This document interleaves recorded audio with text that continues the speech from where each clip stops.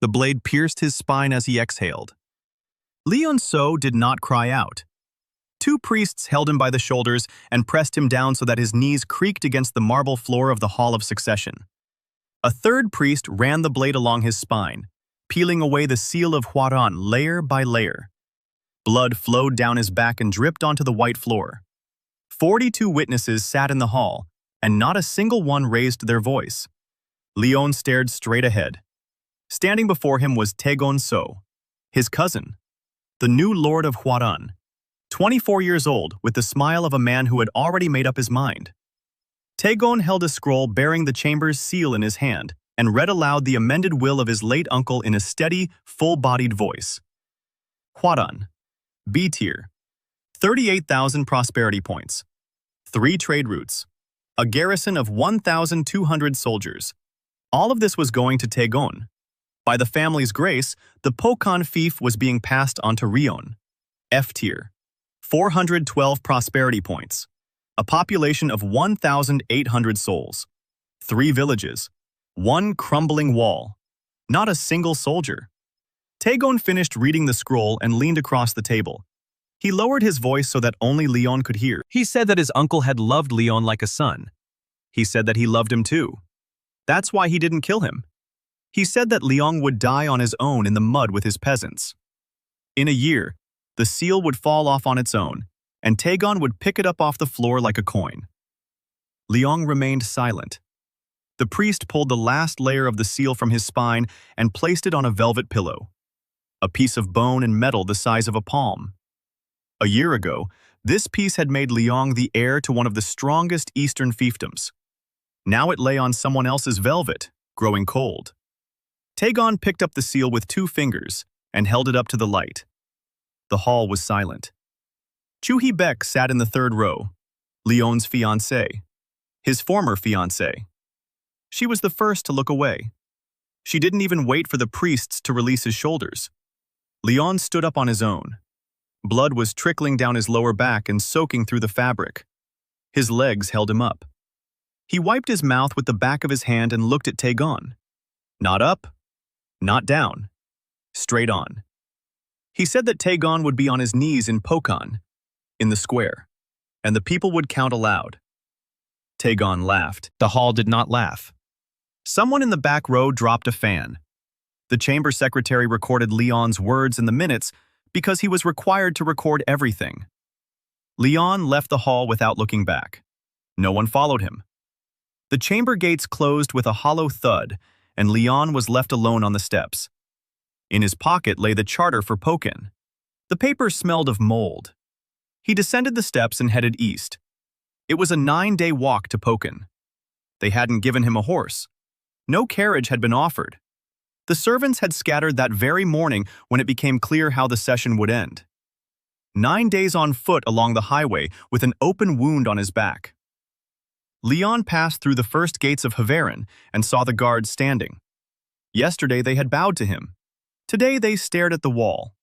He passed through the second gate. The market square was bustling as usual. No one stopped. No one called out to him. Liyeon. So left the city where he was born and where his name had meant everything. Now it meant nothing. On the 3rd day of his journey, the wound began to fester. On the 5th day, he lost feeling in his left leg. The road had emptied. Merchants gave him a wide berth. One coachman tossed him a piece of flatbread and drove on without stopping. Liyeon ate the flatbread as he walked. On the 6th day, at night by an extinguished campfire, he heard a voice. Not from outside, from within. Right in his spine, where the seal had been carved. The voice said one word. Hungry. Liyeon opened his eyes. The pain in his back was gone. Completely. He sat up and ran his hand over the scar. There was something new beneath his skin. Warm. Alive. Pulsing in time with his heart. The voice spoke again. It called itself the system of the poor lord. It said it was bound to a new mark that had grown over the scar while Liyeon slept. It said the seal was hidden from all scans, including those of Imperial priests. It said that in the records, Liyeon would remain an F tier even if his actual power exceeded S. Then the voice fell silent. A table unfolded before Liyeon's eyes. Pokan. F tier. 412 prosperity points. Average contentment index, 14 out of 100.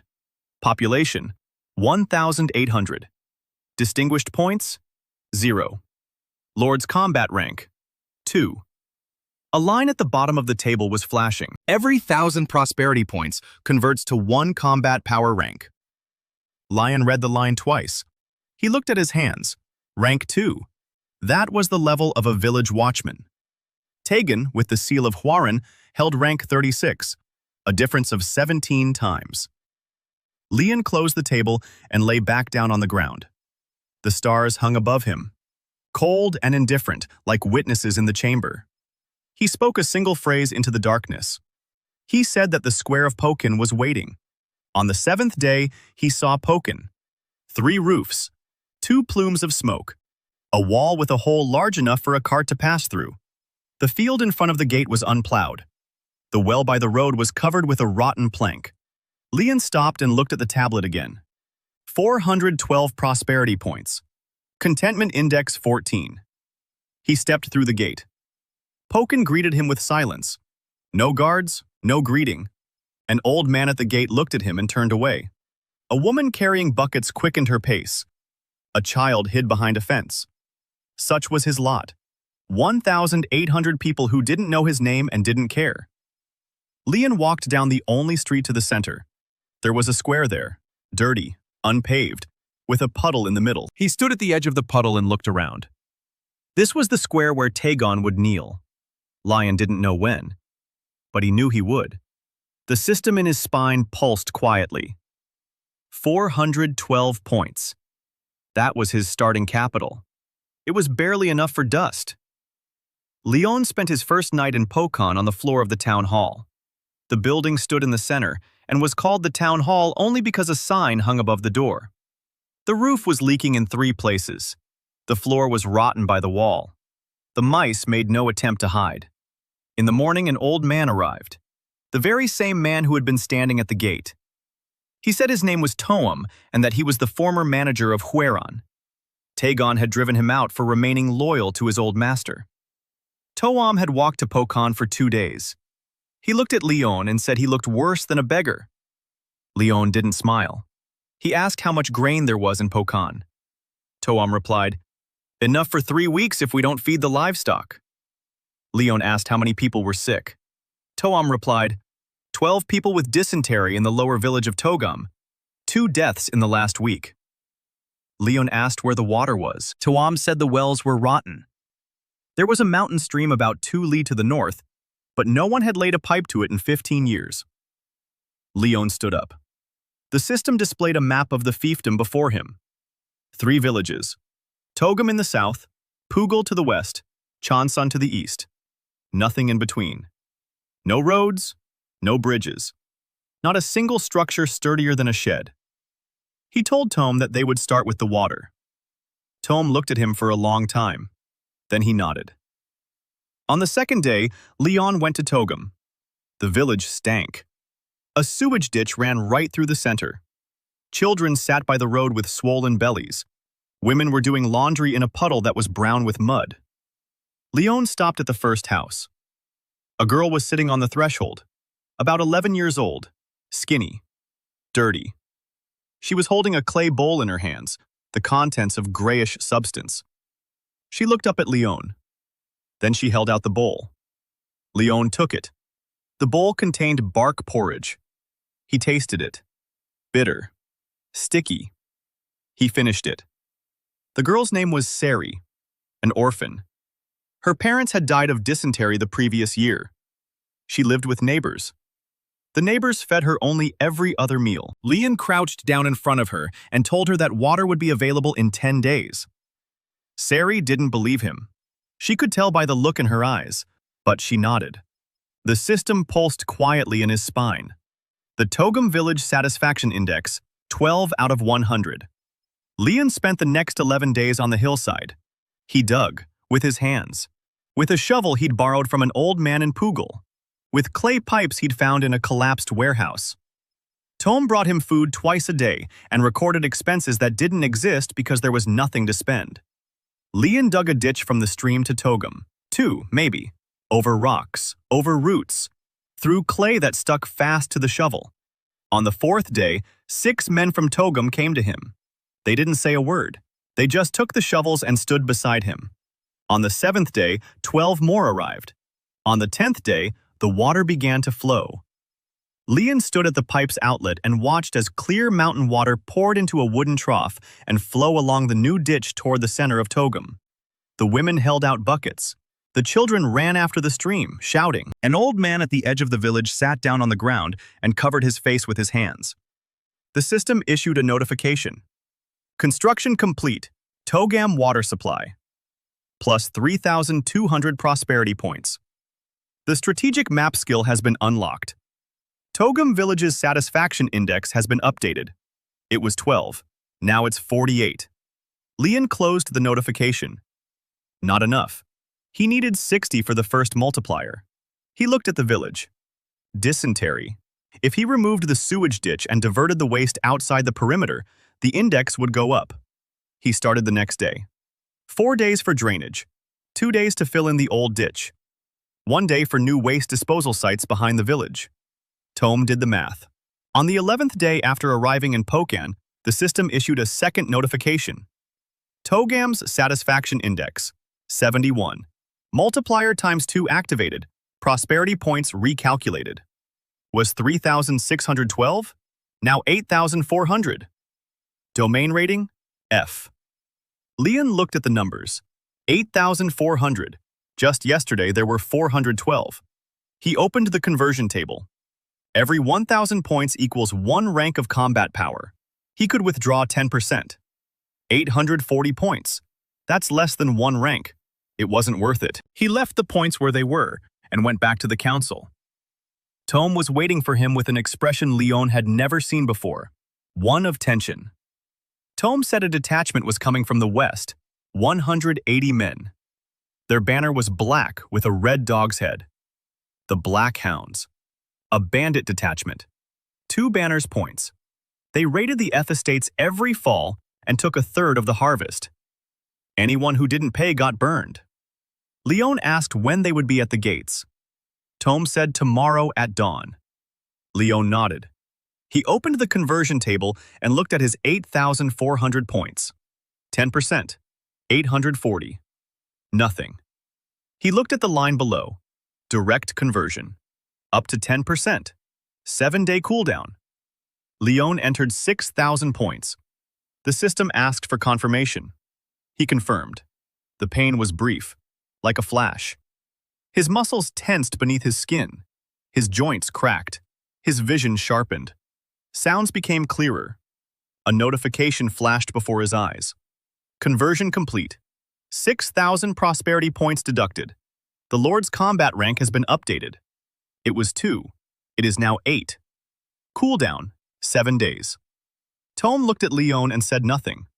He saw how the air around the Lord rippled, how his shoulders broadened, how his eyes changed.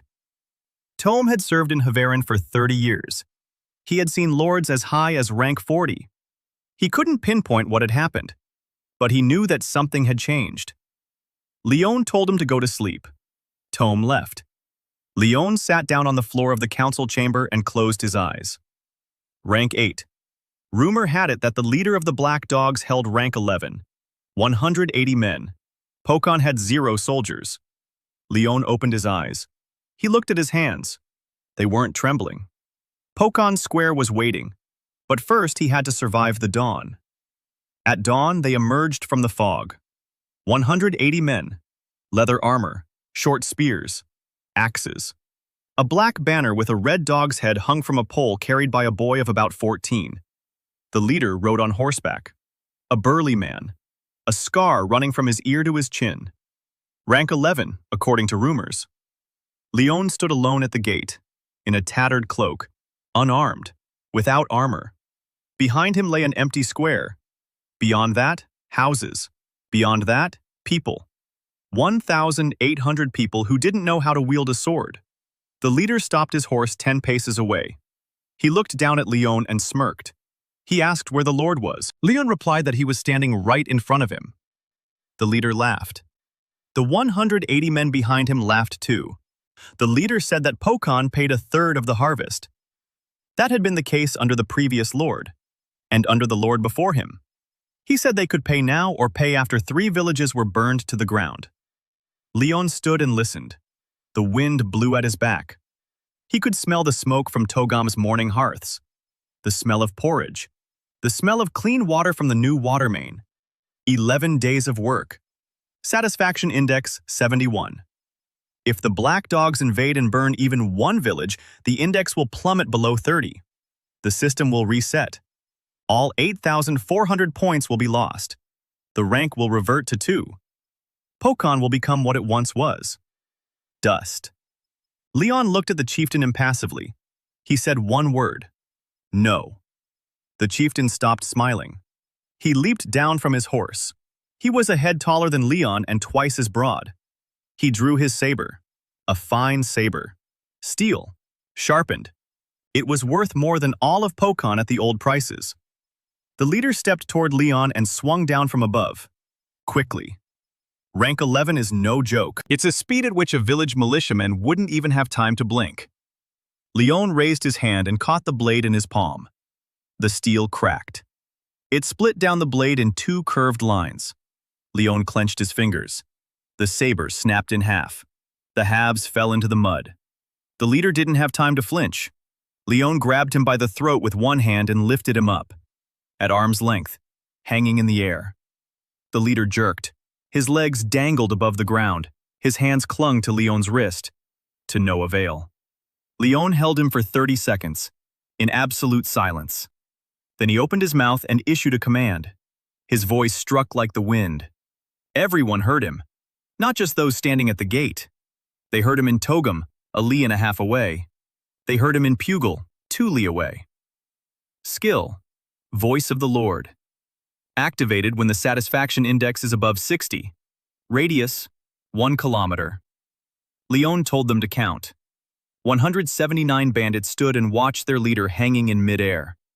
The first one began to count, followed by the second, then the third. At 15, the leader stopped twitching.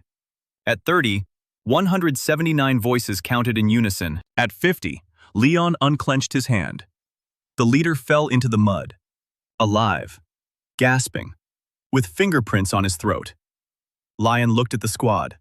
They stood motionless, spears lowered, axes in their hands, but their arms hung at their sides. No one moved. Liyeon told them to lay down their weapons. They did. All of them. Without a single word. At that moment, a merchant was passing by on the road. A small cloth merchant from the neighboring E district. He stopped his cart and watched. He saw a man in a tattered cloak snap a steel saber in 2 with his bare hand. He saw 180 armed bandits lay down their weapons because a voice had commanded them to. The merchant dropped his rosary. He didn't pick it up. He whipped his horse and rode away. In a week, this story would reach the 3 neighboring fiefs. In a month, it would reach Huera. But right now, that didn't matter. Liyeon stood before the black dogs and looked at the leader, who was getting down on all fours in the mud. He asked what his name was. The leader rasped, Kyung. Liyeon told Kyung that he had 2 choices. First, leave. In 3 months, another lord would hang him from the nearest tree because bandits without teeth don't live long. Second, stay. Eat every day. Sleep under a roof. Serve. Kyung looked at the shards of his saber. He looked at Liyeon. Then he stood up. And he knelt. 179 people knelt behind him. The system issued a notification. Pokan. Banner points updated. Was 0. Now 2. Togam satisfaction index updated. Was 71. Now 88. Reason: the population witnessed the Lord personally defending his fief. Liyeon closed the notification. Tome stood at the gate behind him. His hands were shaking. He had seen lords. He had seen battles. He had never seen an F-rank 8 lord snap steel with his bare hands. An 8th rank lord doesn't snap steel. Tom knew that for sure. Something didn't add up, but he said nothing. He simply took out his notebook and wrote it down. 2-0, 8,400 OP minus 6,000 conversion. Balance, 2,400. No, Tom recalculated. The satisfaction index had risen to 88. Multiplier, times 4. The system was recalculating the points. Tom saw the new number and froze. 14,200 prosperity points. Tom looked at Liyeon. Liyeon wasn't looking at the numbers. He was staring at the road down which the merchant had driven away. In a week, the rumors would reach the neighbors. In a month, they'd reach Tegan. Liyeon wasn't smiling. He was thinking about the square, about the voice that wouldn't count to 50, but to the very end.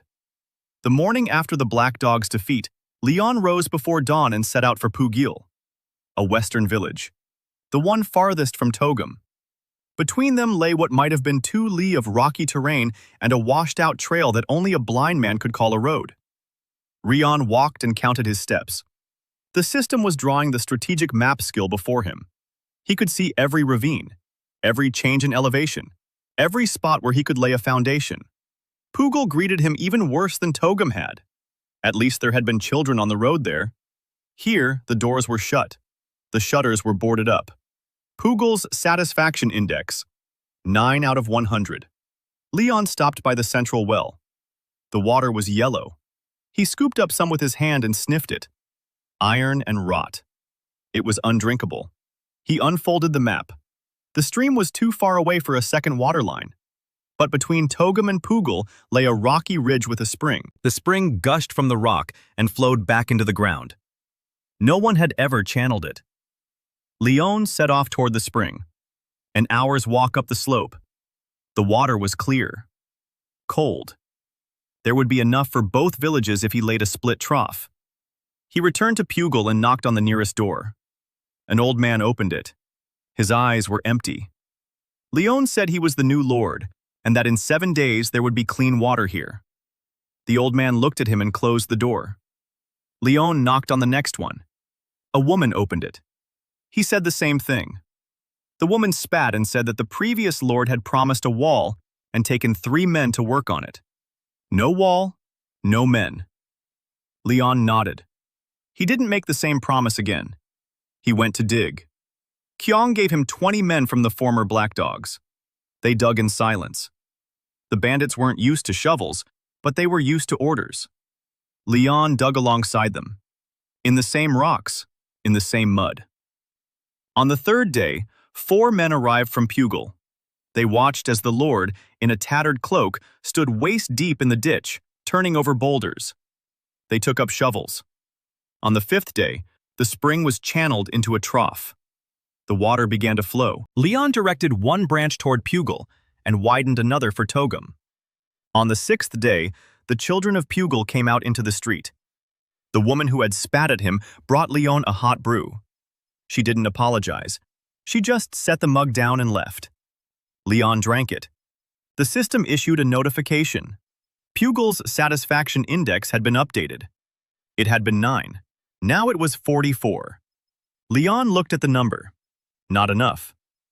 The multiplier won't activate until the average reaches 60.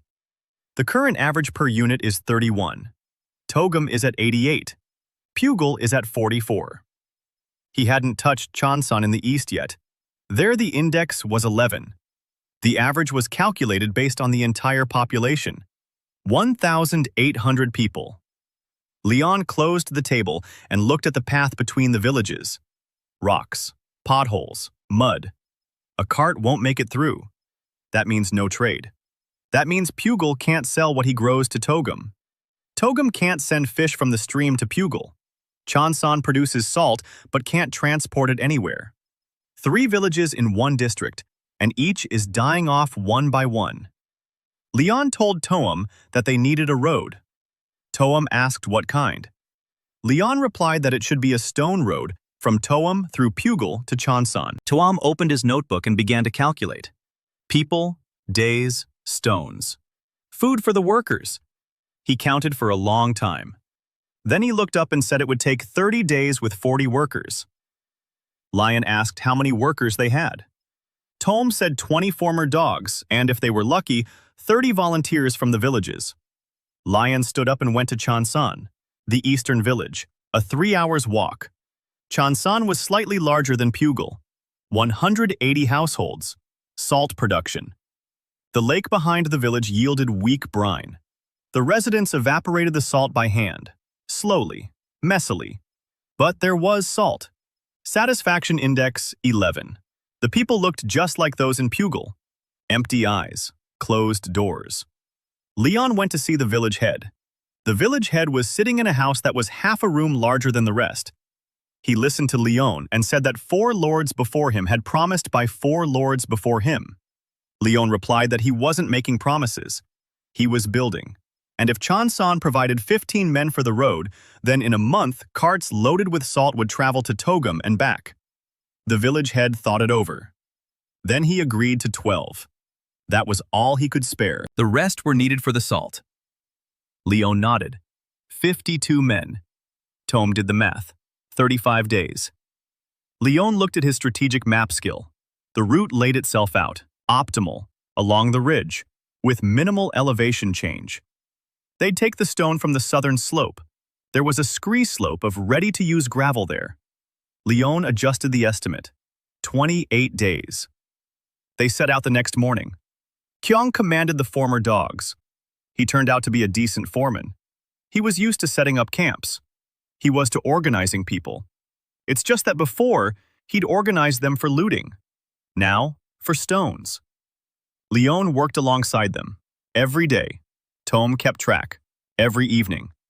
On the 12th day, a caravan arrived from the neighboring Efif. 3 carts of grain. The merchant was the same one who had dropped the rosary. He didn't come out of pity. He came because the rumor about the lord who breaks sabers had reached his master. The master sent someone to check. If the fief was growing, it meant trade was possible. The merchant looked at the road. He looked at the workers. He looked at Liyeon, who was hauling stones in a cloak covered in white dust. He asked Tom if it was true that the Lord had broken steel with his bare hands. Tom replied that it was true. The merchant sold the grain at a reduced price. Not out of respect, out of calculation. If Pokin rose to power, the first merchant would get the best spot in the market. Liyeon understood this. Tom understood this. The merchant understood this. All 3 kept silent about it, and that was the right thing to do. On the 28th day, the road was finished. A stone path from Togum through Pugal to Cheonsan. Narrow, rough, but a cart could pass. The system issued a notification. Construction complete. Pokin Road Network, plus 500 prosperity points. The strategic map skill has been upgraded to rank 2. Tom made a note of it. Liyeon looked at the summary table. Prosperity points, 14,700. Average satisfaction index, 47. Still below 60. The X2 multiplier is not active for the overall index, only for Togum. But 3 villages were now thriving. Salt from Cheonsan went to Togum. Fish from Togum went to Pugal. Vegetables from Pugal went to Cheonsan. A closed loop. Small, fragile, but alive.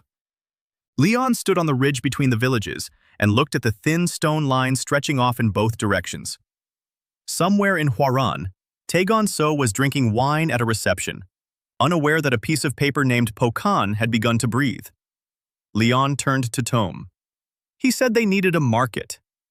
Tom raised his eyebrows. A market isn't a water pipe or a road. A market is a building. Stalls, scales, rain awnings, and most importantly, people who would come to trade. So far, no one had gone to Pokan except for one merchant who was both afraid and calculating. Liyeon said the market would be built in the center, in Pokan Square. That very square. Tom looked at him. He understood. The square where the puddle had been would become the square where the market would stand, and later where Liyeon would kneel. Tom nodded and opened his notebook. Liyeon is bringing water to Pugal, ID 944, and building a stone road between 3 villages in 28 days. The 3 villages begin trading with one another. Total OP reaches 14,700 with an average ID of 47. A merchant from a neighboring fief begins trading with Pokan. Liyeon decides to build a market in the central square. Construction of the market took 18 days. Pokan Square was a muddy pit with a puddle. Liyeon started with the puddle. Drain it. Fill it with gravel. Tamp it down. Then lay the stone. The same southern slope. Former dogs carried slabs on their shoulders along the new road. Kyung cursed those who fell behind and put the lazy ones on the night shift. Liyeon paved the square in 6 days. Smooth. Gray. The first paved surface in the history of Pokan. The old man from Pujul who had shut the door in Liyeon's face came to look and stood there silently for 2 hours. Then he left. The next day he returned with his son and 2 planks. They nailed together the first counter. Liyeon built shelters. 4 rows. A roof of bark and bound poles. Rough, but the rain didn't get through. Tom brought scales from Kverin. Old, rusty, but accurate. He didn't say how he'd gotten them. Liyeon didn't ask. On the 12th day of construction, a second merchant arrived. Not the one who had dropped the rosary beads. Another one. From the D district to the north. He brought fabric and iron. He said he'd heard about the road to Pokan. He'd heard that there were no robberies here. He'd heard that the Lord had paved the square with stone. He wanted to see for himself.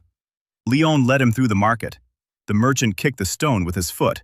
He looked at the awnings. He looked at the stalls. He asked what the tax was. Liyeon answered, 5%.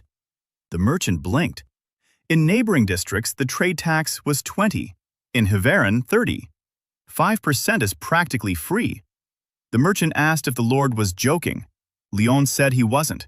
The merchant bowed and unloaded his cart that very hour.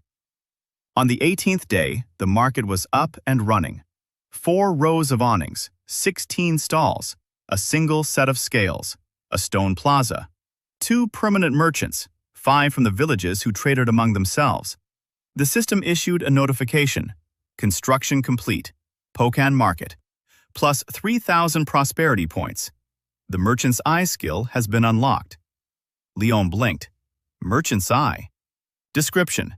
The Lord sees lies in trade negotiations. Visual marker. Deceptive words are highlighted in red. He looked at the merchant from the D district. The man was telling Tom that the fabric was of the highest quality. 3 words were highlighted. The fabric was of average quality. Liyeon didn't intervene. Not now. He made a mental note. Total prosperity points, 18,000. The fief's rank has been updated. It was F. Now it's E. Liyeon stared at the letter. E. A month ago it was F. He still needs 10,000 more to reach D. It takes 100,000 to reach C. It takes 250,000 to reach B. It takes 500,000 to reach A. The numbers are huge. But a month ago, it was 412, and even an E seemed like a dream. The satisfaction index has been updated. Togum, 88. Pugil, 54. Changsan, 31. Average, 52. Pugil has risen. Roads and trade. Changsan has also shifted slightly. Salt has started selling. But Changsan was still stuck at 31. One epidemic and it will plummet below 30. If Changsan collapses, the average will fall below 30 and the system will reset. Liyeon felt it like a knife to his throat. 1,800 people, and every wretched peasant is a crack in the foundation. He went to Changsan. Things were bad there. The salt lake provided work, but the work was killing people. People were evaporating salt over open fires. The smoke stung their eyes. Their hands were covered with sores from the brine. The children were coughing. Liyeon stood by the lake for an hour, watching. Then he asked Tom if he knew how saltworks were built in the Ayudals. Tom knew. Enclosed vats. Steam vented through a pipe. Wooden troughs for filtering the brine. No skilled craftsman needed, just hands and wood. Liyeon began building a saltworks. 7 days. A sealed vat made of clay fired over a bonfire. A pipe made of hollow logs.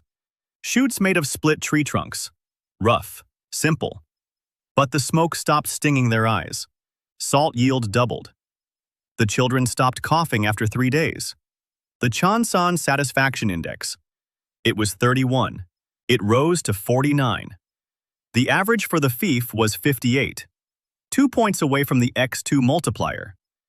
Liyeon stood by the new saltworks and stared at the number. 58. So close, yet so far. He turned to Tom. He asked what else could be done. Tom thought for a moment. He said that the people of Cheonsan had never seen a doctor even once in their lives. The sick were treated by herbalists. Half of them died. If there were a healer in the fief, the index would rise. Liyeon asked where to find a healer. Tom was silent. Healers were expensive. They lived in C fiefs and higher. An F tier couldn't even afford an apprentice. Liyeon opened the system. He was looking for any solution. A building, a hospital, plus 2,000 prosperity points and the Lord's wound regeneration. Requirements: a building and at least one person with a healing skill.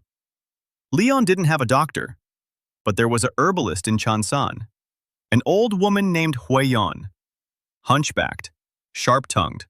For two had been treating all sorts of ailments for 25 years, curing about half of them.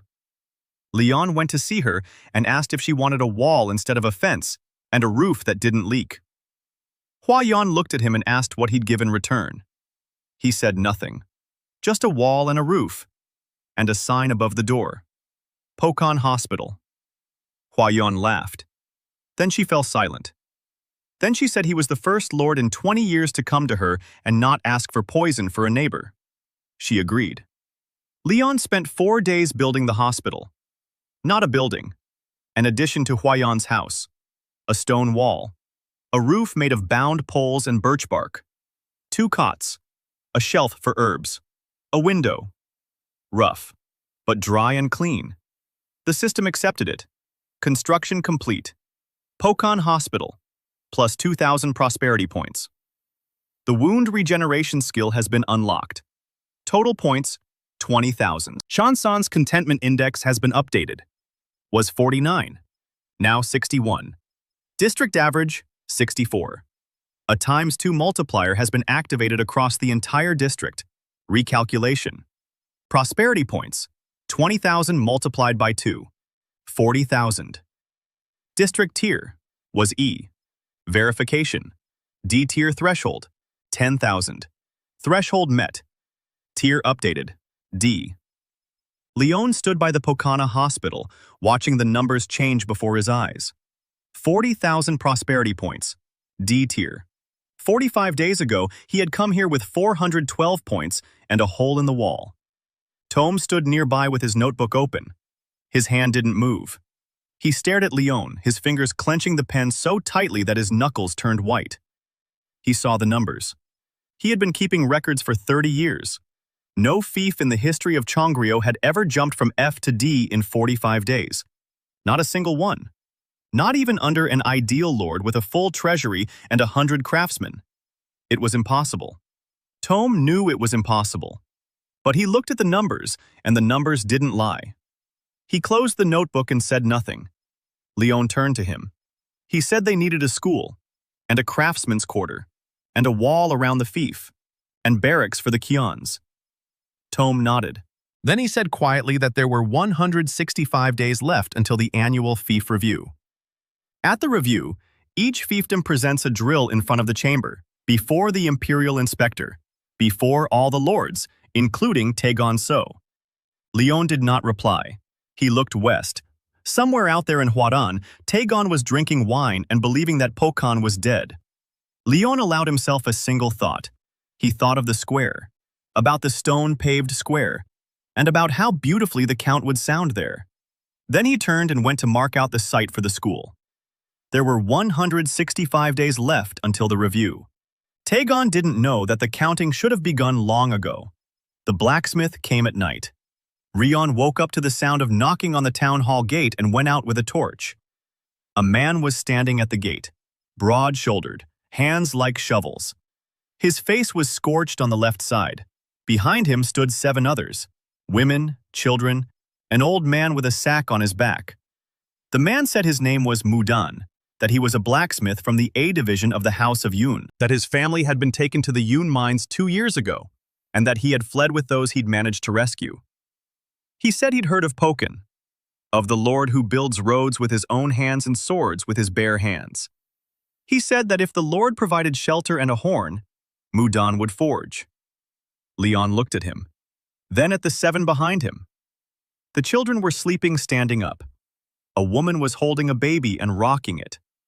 The old man was staring at the ground. Liyeon said that shelter would be ready tomorrow, the forge in 3 days. Mudan nodded. He did not bow. Blacksmiths of the A clans do not bow to F-lords, but he nodded, and that was enough. The next day, Liyeon began building the craftsman's quarter. He chose a spot on the eastern edge of Pokan, closer to the road to Changsan. Stone, clay, logs. Kyong assigned 30 men. The villages provided another 20. Mudan himself sketched out the layout of the forges and indicated where to build the walls so that the smoke would drift eastward, away from the residential buildings. He knew what he was doing. In Yoon's A Udal, he forged weapons for a garrison of 2,000 soldiers, swords, spearheads, and chainmail. His hands could do things that no one in Pokan had even seen before. The smithy's walls went up in 5 days. The first forge was up and running in 7. Mudan stoked the fire and stood at the anvil for 14 hours straight. By morning, 12 spearheads lay on the table. Kyong picked one up and turned it over in his hands. Then he looked at Mudan with an expression that Rion had seen only once before, when Kyong had watched his own saber break. Kyong said that these spearheads weren't for the F unit, not even for D. This is B-level work. Mudan didn't reply. He continued forging.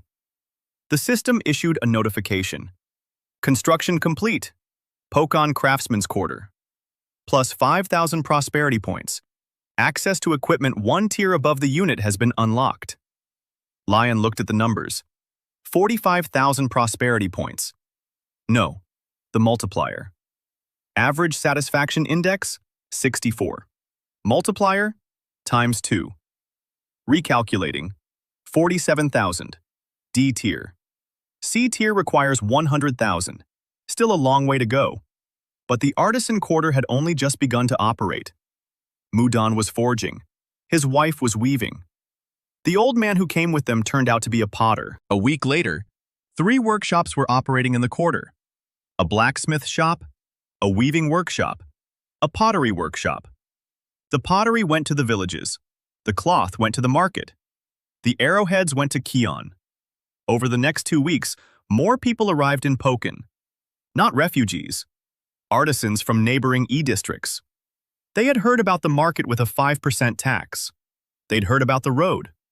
They'd heard about the blacksmith from the A-district. 3 carpenters arrived. A leather worker. 2 seamstresses. Pokan's population grew. It had been 1,800. It became 1,940. The system recalculated. More people, more production, more trade. The satisfaction index crept upward. Togum, 89. Pugil, 61. Chanson, 63. Average, 68. The multiplier remained stable at times 2. A times 4 multiplier requires 80. Liyeon was building a school. Not a building with columns like in Horan. A long barrack with a bark roof and 3 rows of benches. A teacher. Tome found him. A former secretary of the Horan Chamber of Commerce. Taegon fired him for refusing to sign a forged ledger. He came to Pokan on foot, just like Tome. Liyeon gave him the barrack and told him to teach the children to count and read. He asked for nothing more. The system issued a notification. Construction complete. Pokan School. Plus 1,200 prosperity points. Plus 1 to the Lord's intelligence for every 100 graduates. Current bonus, 0. There were no graduates yet. They had only just taken their seats. Sari was sitting in the front row. She was the first to arrive, even before dawn. Tome jotted it down in his notebook. 47,000 plus 5,000 from the artisan quarter, plus 1,200 from the school. Recalculated with the multiplier. Total prosperity points, 52,400. Marked points, 4. Former dogs plus the volunteer militia. Liyeon converted 5,000 points into a body. His rank went up. It was 8. Now it's 14. Cooldown, 7 days. Tome saw Liyeon leave the council hall after the conversion and stop in the cobblestone square. The air around him rippled again. Tome jotted down the date and put a question mark in the margins. 14th rank, in 2 months. Without training, without a mentor, without artifacts as far as Tome knew. He was beginning to realize that there was something he wasn't seeing. But he didn't ask. He had served the House of So for 30 years and knew that the best question is the one left unasked. On the 60th day since his arrival in Pokin, something happened that Liyeon had been waiting for. Rumors had reached Hwaran. Tome brought the news. A merchant from the D district had told him. Liyeon So heard at a reception that in Pokin they were paving the squares and cracking down on bandits. Liyeon laughed. He said that rats might pave their burrow with stones, but a burrow would still be a burrow. The hall laughed along with him. Chu Beck was sitting next to Liyeon. She wasn't laughing. Rion listened to Tome and said nothing.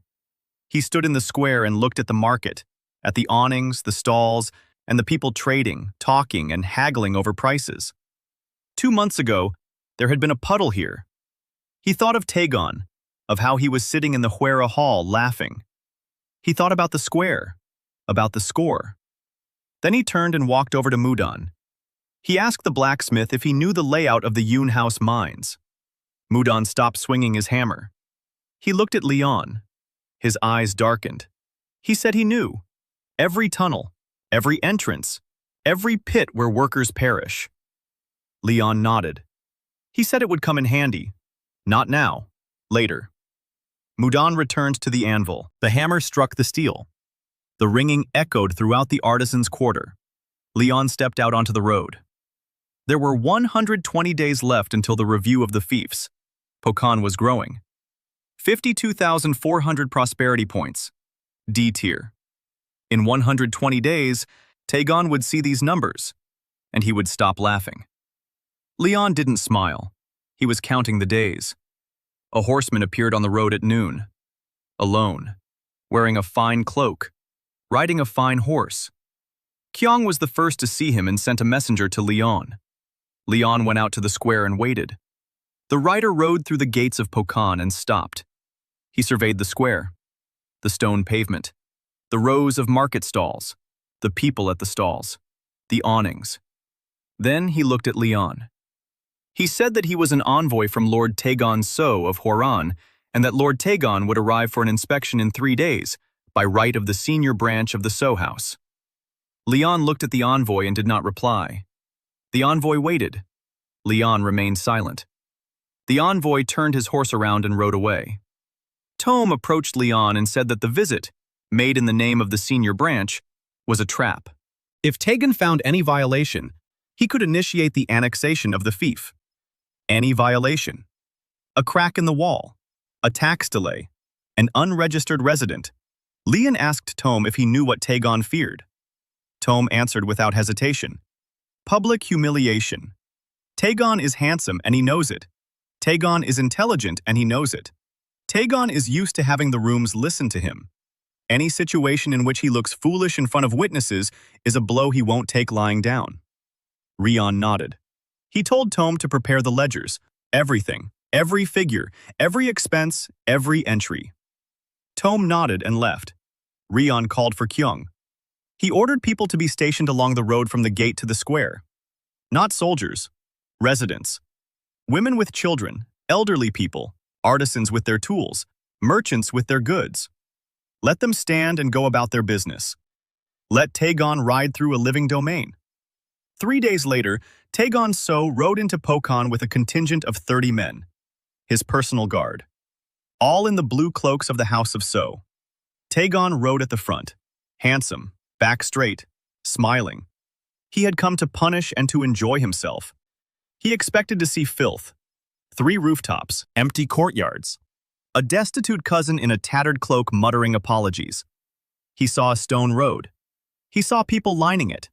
A woman at a well with clean water. Children who weren't hiding. A blacksmith shop from which came the clang of metal and smoke. A market with 16 stalls and 4 merchants. A cobblestone square. and Liyeon. Liyeon stood in the center of the square, in that same cloak. Clean. Patched, but clean. Next to him stood Tome with a notebook. Next to him stood Kyong in a new breastplate forged by Mudan. Next to them stood 4 village elders from 3 villages. And next to them stood representatives from 2 neighboring fiefs, merchants, witnesses. Tome had summoned them in advance. Liyeon did not bow. He was under no obligation to do so. Pokan was not a vassal of Horan. Liyeon was the lord of the fief by right of the seal, albeit a second-rate one, but his own nonetheless. Taegon dismounted and looked around. His smile faltered slightly. He hadn't expected a stone. He hadn't expected a market. He hadn't expected people who looked at him without fear. He pulled himself together and demanded the book. Tome handed it to him. Taegon leafed through it, page by page. He was looking for a mistake, any mistake. An unaccounted-for expense, an unpaid tax, an inflated figure. He leafed through it for 15 minutes. The witnesses stood and watched. Taegon found nothing. The books were flawless. Tome had kept them for 30 years and had never made a single mistake. Taegon closed the notebook. His expression was impassive, but Rion saw it. The merchant's eye didn't work just for merchants. When Taegon said everything was in order, 3 words lit up in red. Taegon had wanted to find a violation. He hadn't found one. And now he stood before the witnesses who had seen it. Lion took a step forward.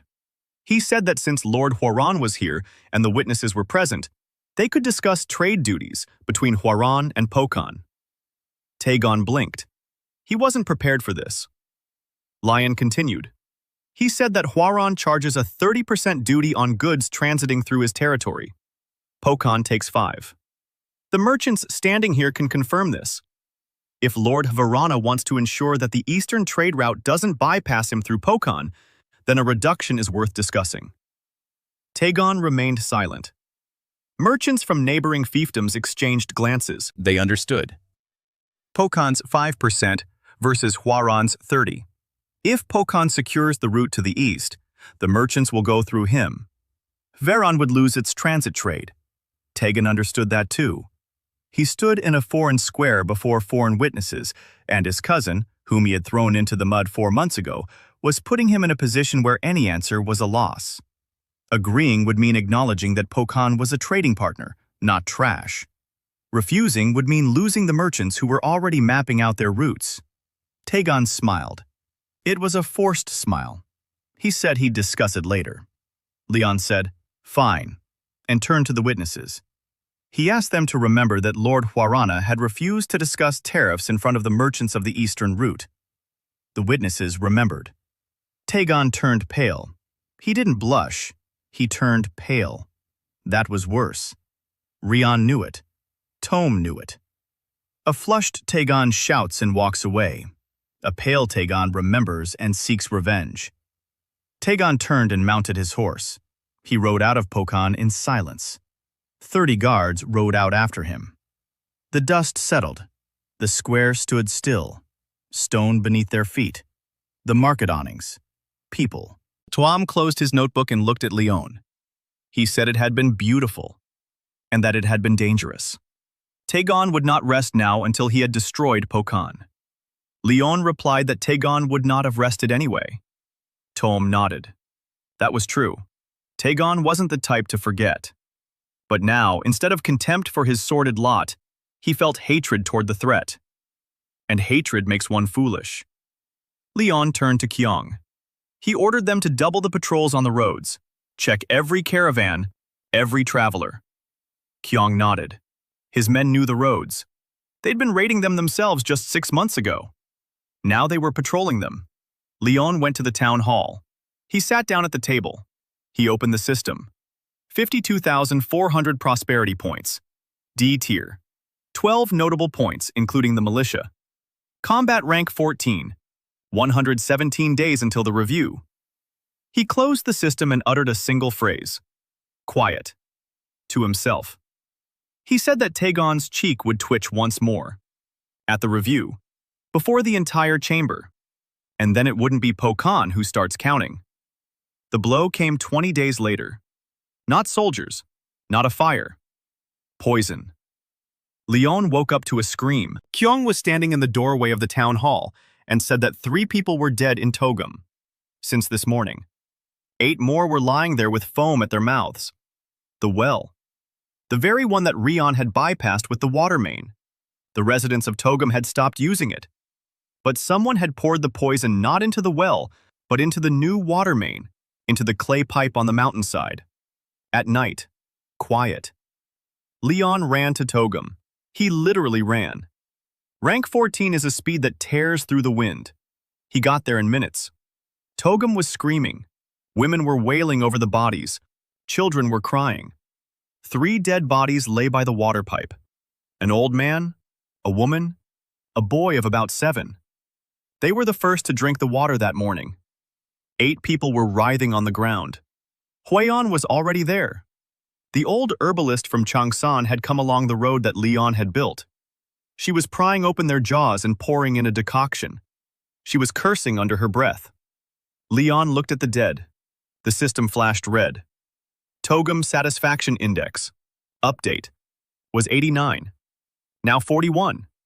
Reason? 3 deaths. 8 poisoned. Public fear. Loss of trust in the water supply. Average satisfaction index per district was 68. Now 48.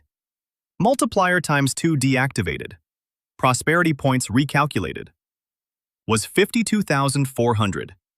Now 26,200. Liyeon stared at the numbers and felt a chill. Not in his body, down his spine. The system had warned him.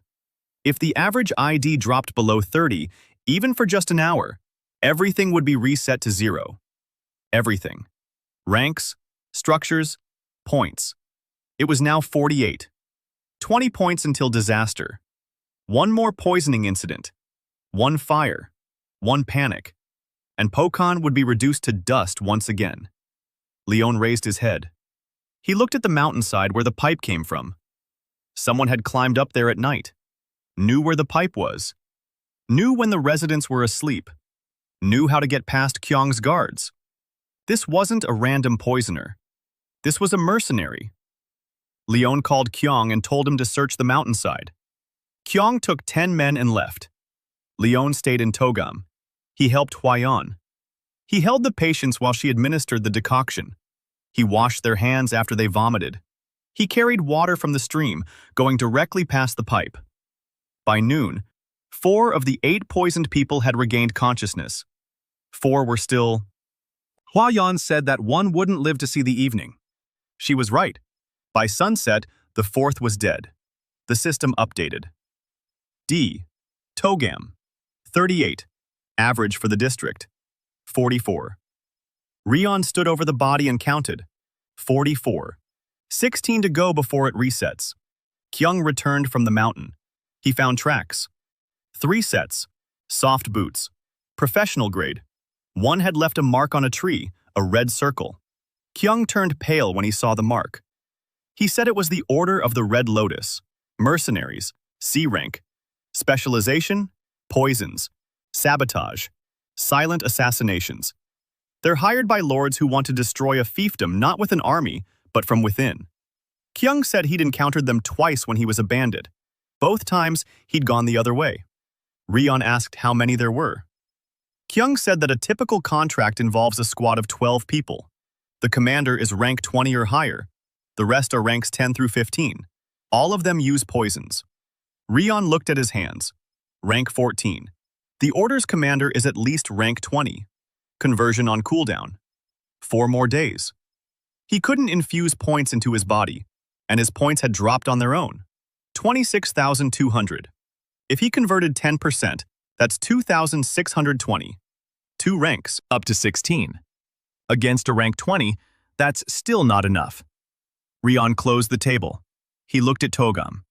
People were staring at him. Eyes that 2 months ago had held nothing but emptiness were now filled with fear. But not an empty fear.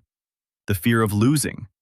They were afraid of losing the water supply, the road, the market, clean water, the school their children attended. They were afraid of losing what Liyeon had built. and they looked at him questioningly, wondering what he would do. Liyeon stood in the center of the village. He spoke loudly in the voice of a lord. He said that the poison had come from outside, that he would find those responsible, that Togum would not lose its water, that the dead would be buried with the honors they deserved, that their names would be inscribed on a stone at the entrance to the market.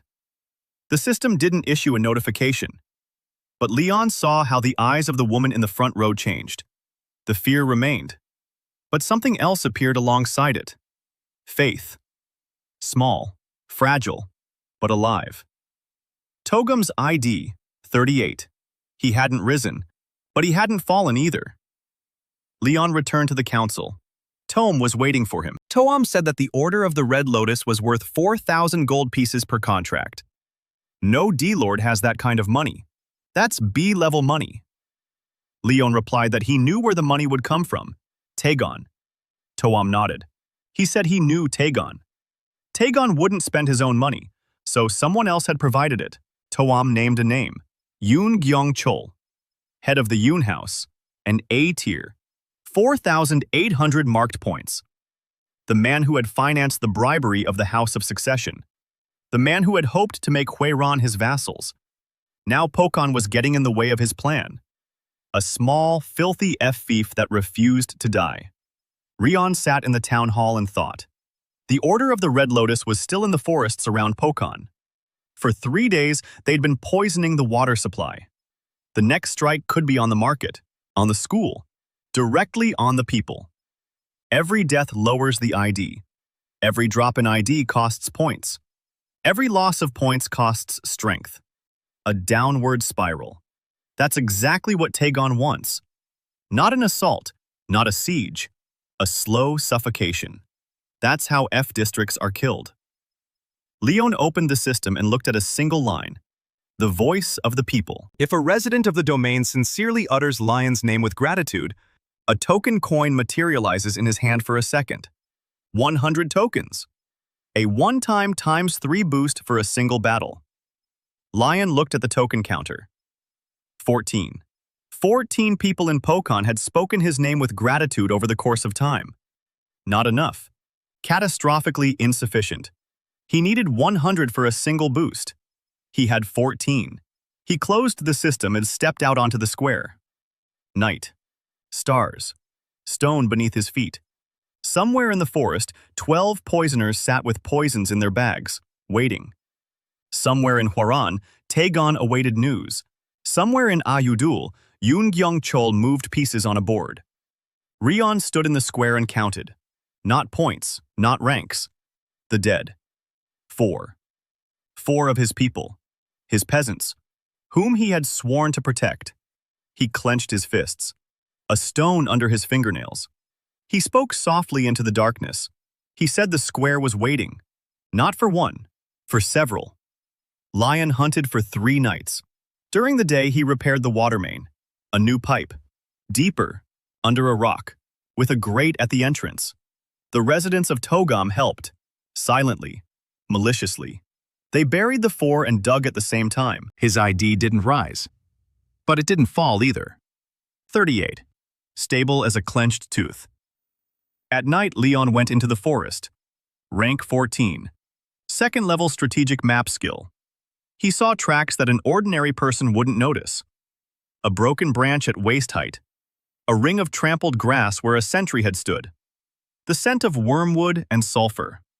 The poisons of the Order of the Red Lotus smell like sulfur when stored. Kyung followed him. Quiet for a former gangster. He knew the forest.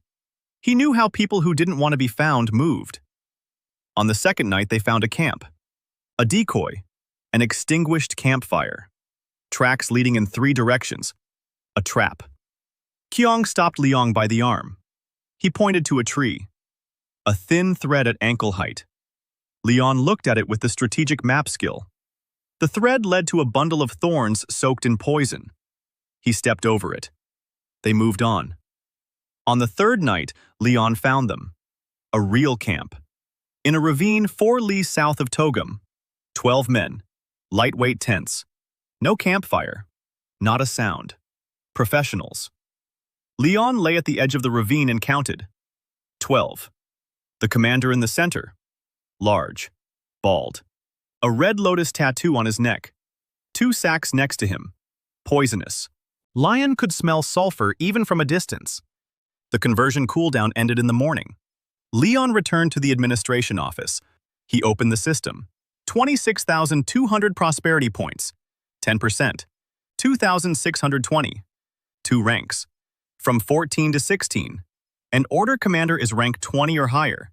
A difference of 4 ranks. 4 ranks at this level is an abyss.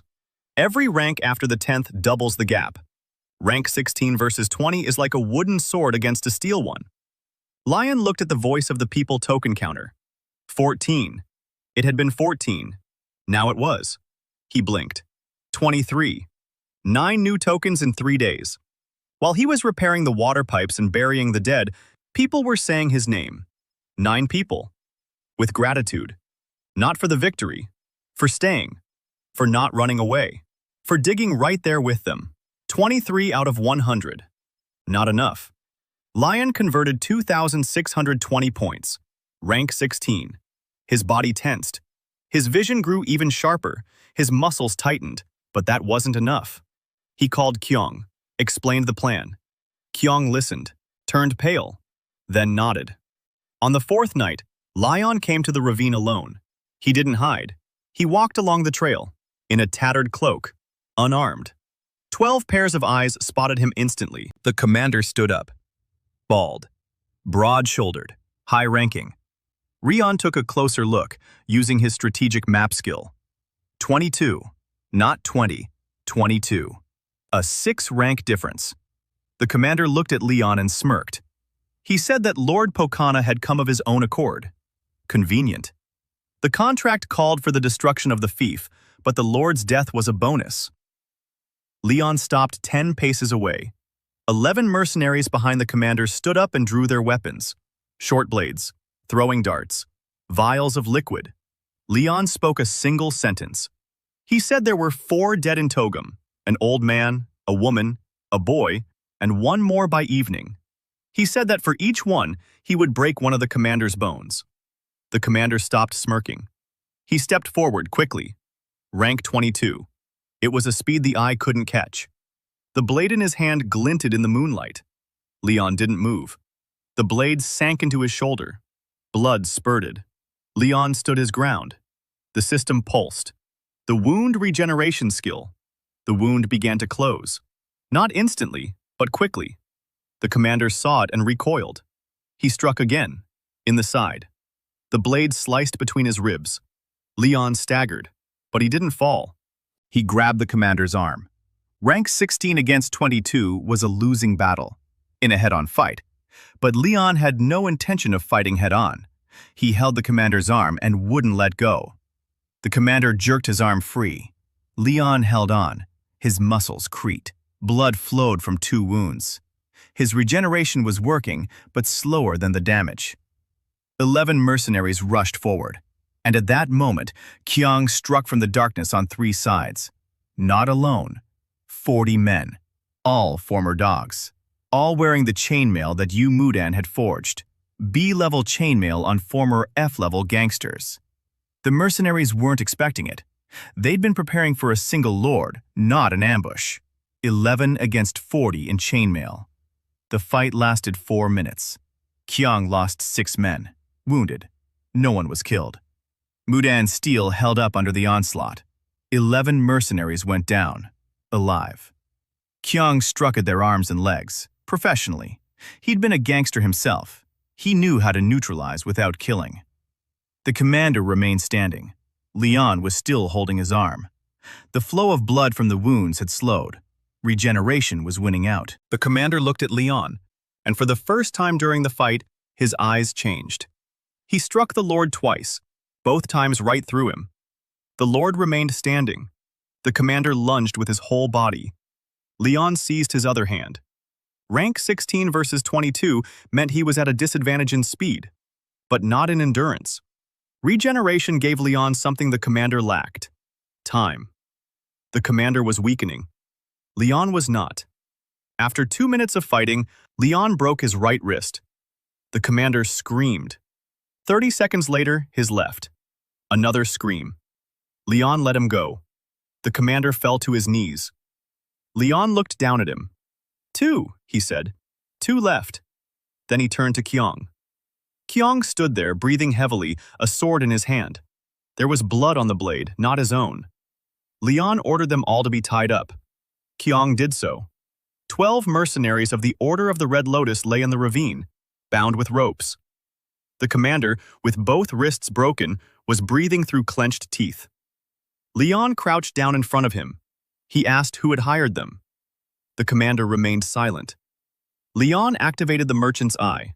He said a name. Liyeon So. The commander didn't move. Nothing lit up. Liyeon said the second name. Liyeon. The commander twitched his head, a micro-movement. The merchant's eye flashed. A reaction to a lie.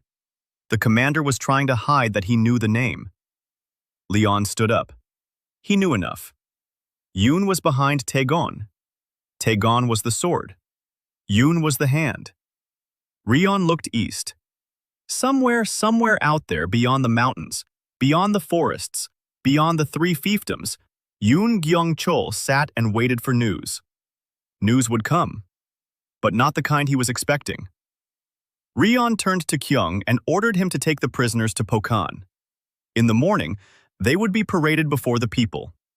Let Togam see that the poisoners had been caught. Let the ID rise. Let the dead see that justice has been served for them. In the morning, Liyeon led 12 bound mercenaries out onto Pokan Square. The people had gathered on their own, not by order. The news had spread along the road overnight. Everyone who could walk had come from Togam, from Pugal, from Changsan. The square was full. Not 1,800 people. More. People from neighboring fiefs were already making their way to Pokan. Artisans, refugees, merchants who had stayed at the market. The crowd had swelled to over 2,000. Liyeon stood before the bound mercenaries and said nothing. He waited until the square was full, until the voices fell silent, until everyone saw. 12 men on their knees, the commander with both wrists bound, a red lotus around his neck. The people from Togam recognized the symbol. They didn't know what the order was, but they knew these people had poisoned their water, killed 4 of them, nearly killed their children. Liyeon spoke, in the voice of a lord, calmly, without shouting. He said these people had come to kill Pokan, not with a sword, with poison. He said they had been hired. He didn't name a name. Not yet, anyway. He said that 4 residents of Togam were dead. He named them. The old man Ponsu, the woman Yoonhee, the boy Taeho, the man Kwan Min. 4 names. The square was silent. Liyeon said the mercenaries would be handed over to the Imperial court. He didn't execute them himself. He could have. The right to execute belonged to a lord with an ID above 50. His ID was 44. He didn't have that right. But even if he had, he wouldn't have done it. Tome had explained it to him the day before. The public execution of C-rank mercenaries without a trial by the chamber would be grounds for intervention. Taegon would use this. Liyeon would hand them over to the Imperial inspector. Let the chamber handle it. Let the evidence lead to Taegon and Yoon through official channels. The people listened. The people saw 12 men on their knees. They saw their lord standing before them with 2 wounds on his body that were already beginning to heal. They saw the blood on his cloak, old and fresh. They saw that he hadn't slept that night, or the night before, or the one before that. The system had updated. The voice of the people tokens. There had been 23. Now there were 41. 18 tokens in a single morning. 18 people spoke his name with gratitude, not in whispers, out loud, in the square. Liyeon felt the tokens materialize in his palm for a split second and then melt away. Warm, like coins fresh from the oven. The satisfaction index updated. Togam. It was 38. Now it's 59. A jump. The people saw that someone had answered for them. They saw their enemies on their knees. They saw that the Lord hadn't fled or paid off the debt. Pugal. It was 61. Now it's 66. Chansan. It was 49. Now it's 58. Average. 61. The X2 multiplier is activated. Prosperity points are being recalculated. Liyeon looked at the numbers. 26,200 minus the conversion of 2,620. Total. 23,580 base points. Plus the restored times 2 multiplier. 47,160. Not 52,000 like before the poisoning, but no longer 26,000. His luck held out. Liyeon sent Kyung, along with 5 men and 12 prisoners, to the nearest Imperial outpost. A 3-day journey to the west. There was a low-ranking official stationed there who was required to take custody of the prisoners and send a request to the chamber. Kyung left. Liyeon returned to work. The school had been expanded. New benches. A new roof. Tome brought in a second teacher. A woman from Pugil who could count better than any merchant in the market. Sari sat in the front row every morning. She was the first to arrive and the last to leave. She learned to read in 3 weeks. Tome said she had the memory of an imperial secretary. Liyeon looked at her through the school window. 11 years old. An orphan. A bowl of bark porridge. The first person in Pokan who had given him food. He turned away and walked on. Mudan was forging. Non-stop. Chainmail for the militia. Spearheads. Knives for the peasants. Tools for the builders. His forge burned from dawn until midnight. His wife brought him food to the anvil. Mudan ate standing up, with one hand. The other held the hammer. Liyeon asked him if he could forge wall brackets for the wall around the fief. Mudan looked at him. Then he said that making brackets for the wall would take half a year for a single blacksmith. Liyeon replied that they didn't have half a year. We have 2 months. Mudan was silent for a moment. Then he said he needed 2 more blacksmiths. Liyeon nodded. He announced at the market that Pokan was looking for blacksmiths. Lodging, food, a forge, 0 tax for the first year. A week later, 2 men arrived. They were from the D district in the north, where the Lord had raised the tax on crafts to 40%. The blacksmiths had left in the night. Their families too. Mudan assigned them to the forges and began teaching them. They knew the basics. He taught them the craft. The wall grew. Not a stone wall, not yet. An earthen rampart with a wooden palisade and a stone foundation. But Mudan's clamps held the logs in place so that neither a battering ram nor fire could breach it. Liyeon built the wall himself. Every day. 4 hours before dawn and 4 after sunset. In between, he governed the district. Tome kept track of the numbers. The population was growing. 2,100, 2,200, 2,340. People were coming. Rumors of a 5% tax on trade spread along the eastern trade route faster than horses. Merchants arrived. 3 new ones. 1 from the C district. They expanded the market. 8 more stalls. A second set of scales. Liyeon looked at the market and, using his merchant's eye, could tell who was lying and who wasn't. He caught one merchant short-changing customers. He didn't punish him. He called him over. He told him what he'd seen. The merchant turned pale. Liyeon said that in Pokan, they don't shortchange customers. A warning the first time. Expulsion the second time. The merchant nodded and stopped shortchanging customers. The rumor that Lord Pokana could see through lies spread through the market within a day. There were no more short-weighing incidents. Prices stabilized. The ID crept upward. Togam 67, Pugil 71, Chansan 64, average 68. The multiplier remained steady at ×2. Prosperity points, 47,000 and rising every day, day after day. The road, the wall, the market, the school, the hospital, the smithy. Pokan breathed. Pokan grew, and Liyeon counted the days. On the 90th day since his arrival, the system updated his tier. Prosperity points, 47,000. D tier confirmed. Marked points, 12. The militia under Kion's command, plus new recruits from among the refugees. The Lord's combat rank was 23 after the latest conversion. Average ID, 68. Liyeon stood on the wall he had built with his own hands and looked out over his fief.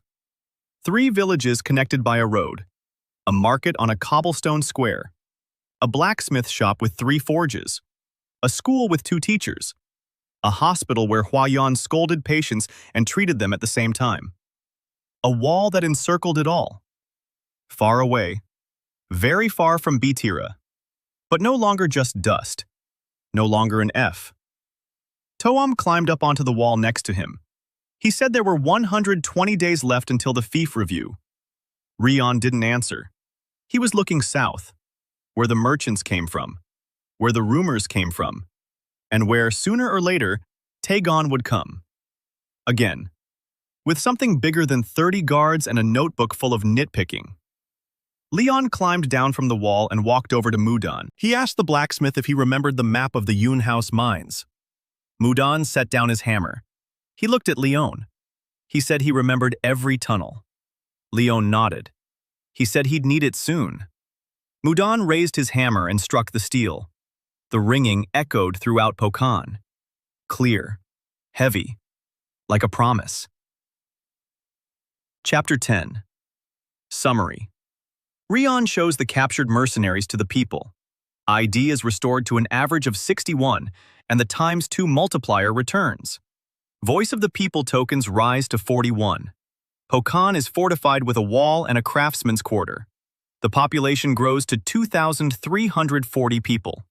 By the 90th day, OP reaches 47,000 with Leon's rank at 23 and 12 ZO. 120 days until the review. On the 120th day, a woman arrived in Pokan wearing a simple cloak and riding a plain horse. No entourage, no banner. A guard at the gate called out to her. She identified herself as a fabric merchant from the Western Domain. The guard led her through. Kyung was standing by the market and saw her dismount. He saw her survey the square, not like a merchant, but like someone counting the steps from wall to wall. Kyung approached Rion and told him that there was a visitor in Pokan who was not who she claimed to be. Rion went out into the square. The woman was standing at a salt stall, running her fingertips over the crystals. Liyeon activated the merchant's eye. When she told the vendor that fabrics were expensive these days, all her words lit up. She wasn't a merchant. Liyeon approached her. He looked at her. Young, 22, maybe 23, straight back, hands without calluses, clear skin, eyes alert and quick. She moved like someone who had been taught from childhood to walk through palaces. Liyeon decided not to play games. He said that in Pokan, there were no fabric merchants with the hands of a court lady, and that the guest could either give her real name or leave. The woman looked at him. For a long time. Then she smiled. She said her name was Si Hyun, the 3rd daughter of Emperor Jong Gwan-yeon. Kyung, standing behind Liyeon, placed his hand on his sword. Liyeon didn't move. Princess Si Hyun, 22 years old, in charge of the empire's internal reforms. Liyeon knew about her. Tom had told him. She traveled incognito through the provinces and wrote reports to her father. Half of the reforms over the past 3 years had been initiated by her. Liyeon asked why she was here. Si Hyun answered directly. She said that Imperial Auditor Han Jae-un had received a request from Pokan regarding 2 teen-captured mercenaries from the Order of the Red Lotus. The auditor forwarded the request to the chamber. The chamber began an investigation. During the investigation, Pokan's name came up, an F-tier fiefdom that had risen to D-tier in 4 months. The auditor double-checked the data and submitted a separate report. The report reached Si Hyun. She read the figures. Then she read them again. Then she mounted her horse and rode off. Ryong listened. He did not invite her to the town hall. They stood in the square, in plain sight. He didn't want secret conversations with the princess. Secrets breed rumors. Rumors breed suspicion. Suspicion brings down the ID. Si Hyun understood this. She nodded and spoke more quietly, but not in a whisper. She said that Pokan's figures were impossible, that no province in the history of Cheonggrio had ever shown such growth, that either the figures were fake or something was happening in Pokan that the empire hadn't seen in 400 years. Rion replied that the figures were real. She could check every line. Toam would provide the books. Si-hyun said she had already checked them while walking through the market.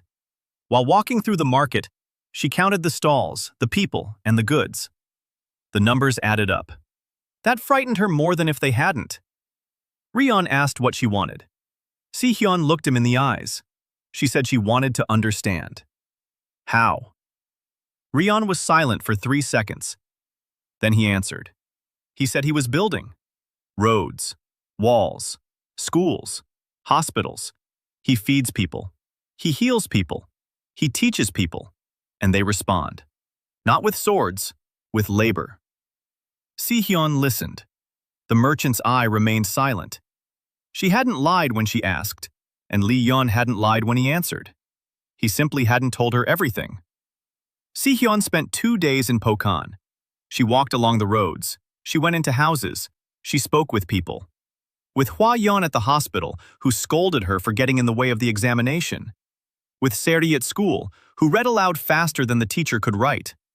With Mudan at the forge, who didn't look up and kept hammering away. With the residents of Togam, who showed her the new water pipe and the stone slabs on which the names of the 4 deceased were carved. Si-hyun stood in front of the slabs for a long time. Then she turned to Liyeon, who was following her at a distance. She said that in the capital, the districts lose 200 residents a year, and no one carves their names. Rion replied that in Pokan, every name is a wall. On the second evening, Si-hyun found Rion on the wall. He was sitting there, watching the sunset. She sat down beside him, in silence. Then she said that in 90 days, the district review would take place. That she would be in the hall. That Inspector Han Ji-eun would read the scrolls. And that if Pokan showed what she had seen, the hall would remember that day. Rion didn't turn around. He said the hall would remember. Si-hyun stood up. She said one more thing. She said that 3 days ago, Liyeon So had married the daughter of Yoon Gyeong-chol. The House of Yoon had given Liyeon 1,500 marked points for his personal use. That's an army. A real one. With cavalry, with siege engines. With commanders of rank 25 and above. Rion turned around. His expression was impassive. He asked when Liyeon would move his troops. Si-hyun said she didn't know. But if he moves before the review, the chamber won't have time to intervene. After the review, any attack on a recognized fief is war with the empire. Liyeon needs to destroy Pokan before the review. He has 90 days. Si-hyun left at dawn, quietly, without saying goodbye. At the gate, she turned and looked at Pokan. At the wall. At the smoke from the smithy. At the rooftops. Then she urged her horse on and disappeared around the bend. Rion stood at the gate and watched her go. Then he turned to Tom. He said that 1,500 marked points equaled 150,000 soldiers. Pokan had 12. Tom nodded. He knew that. Rion said they needed more. Tom asked how many. Liyeon replied, as many as we can manage. There are 90 days until the review. Until Liyeon's attack, it might be even fewer. Liyeon walked to the square. He stood in the center and looked at the stone beneath his feet. The square he had paved himself. The market he had built. The wall he had erected. All of this could burn to the ground in a single day if 1,500 marked points passed through the gates. The system pulsed through his spine. 47,000 prosperity points. Rank 23. Against 1,500 MP, that's nothing. But for now, it's 47,000. Liyeon clenched his fists. He had 90 days to build a wall out of nothing, one that would hold. Liyeon spent those 90 days as if in the furnace of Mudan. Heat, blows, forging, no rest, no sleep, just 4 hours a night. The first thing he did was open the recruitment drive. Pokan announced that any soldier, whether a mercenary or a militiaman, would receive lodging, food, and 2 silver coins a month. 2 silver coins was twice as much as they paid in the neighboring D districts. The money came from the market. 5% of the growing trade turnover yielded more than 30% from Havaren's stagnant trade. Tom did the math. The numbers added up. 40 men arrived in the first 2 weeks. Former soldiers from Yoon's districts who had been discharged due to their age. Peasants from neighboring E districts who knew how to wield a spear. 2 deserters from the D district in the east. Kyung drilled them into formation. Rigorously. Without leniency. He knew how to turn a crowd into a unit. He himself had commanded a gang of 180 men, and they obeyed because they were afraid. Now he needed them to obey because they believed. Kyung was learning. Mudon was forging day and night. 3 forges worked non-stop. Chainmail, helmets, spearheads, shields. B-grade steel on D-grade soldiers. No other fief in the region had such equipment. Liyeon was building a second wall, an inner wall, between the outer rampart and the center of the fief. If the enemy breached the first, they would run into the second. On the walls, Liyeon set up platforms for archers. There were no bows. Mudon said he didn't know how to make bows. Liyeon found a solution. A master woodworker arrived from the sea fief in the north, an old man, almost blind, but his hands still remembered. He bent the U-blanks and made 2 bows a day. In a month, there were 30 bows. Kyung selected the 30 best archers and stationed them on the walls. The population grew. 2,600, 2,900, 3,200. People kept coming, every week. Word of Pokan spread like ripples on water. A fiefdom where there was no plundering, where the tax was 5%, where the lord built schools and provided free medical care, where the wall was made of Mudon staples and stone, where the blacksmith forged B-grade steel, where one can live. Just live. Without fear that tomorrow the tax collector will come and take half. Every new resident raised the satisfaction index. More people meant more production, more trade, more food.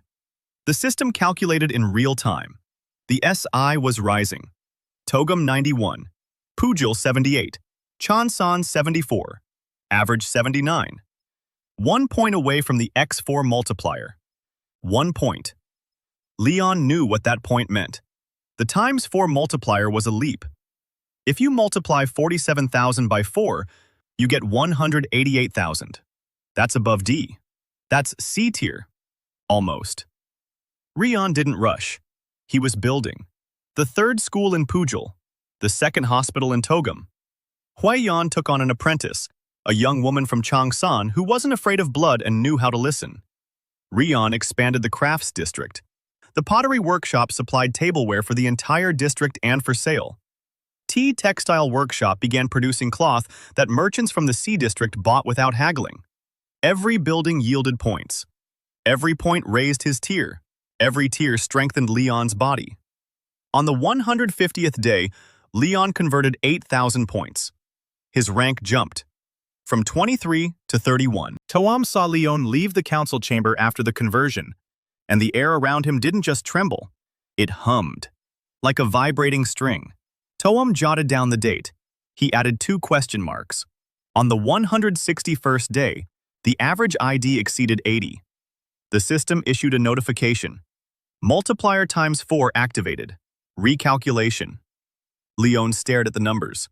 Base points without the multiplier, 22,250. Multiplier times 4. Total, 89,000. D tier, but with a margin. C tier requires 100,000, another 11,000 to go. Liyeon looked at Pokan, at the walls, at the market, at the smithy, at the people, and he realized that 11,000 was a matter of days, not months. Days. The population was 3,400. New people arrived every day. Every new resident added to the points. Every satisfied resident was a multiplier. The system worked. Like clockwork. Like a heart. Like the water pipe that Liyeon had dug with his own hands. Input led to output. Output led to input. An upward spiral. Liyeon didn't let his guard down. He remembered how 4 corpses in Togum had brought the spiral crashing down in a single night.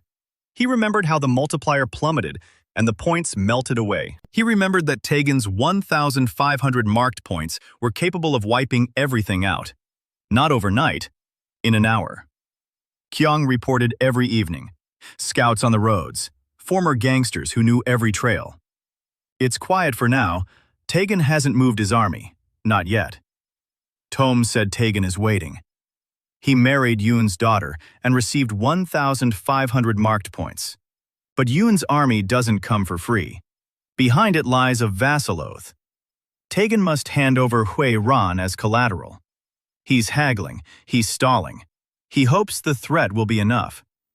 Rion said it won't be enough. Taegan will come. Not because Pokan is a threat, but because Pokan is a humiliation. Tome nodded.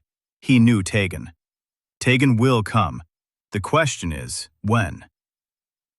On the 171st day, the prosperity points surpassed 100,000. The system updated the tier. It was D, now it's C. Pokan. Tier C. 100,000 prosperity points.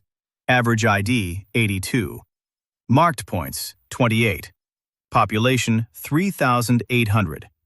Lord's combat rank, 31. Liyeon stood in the square and watched as the letter on the board changed. C. Trade Hub.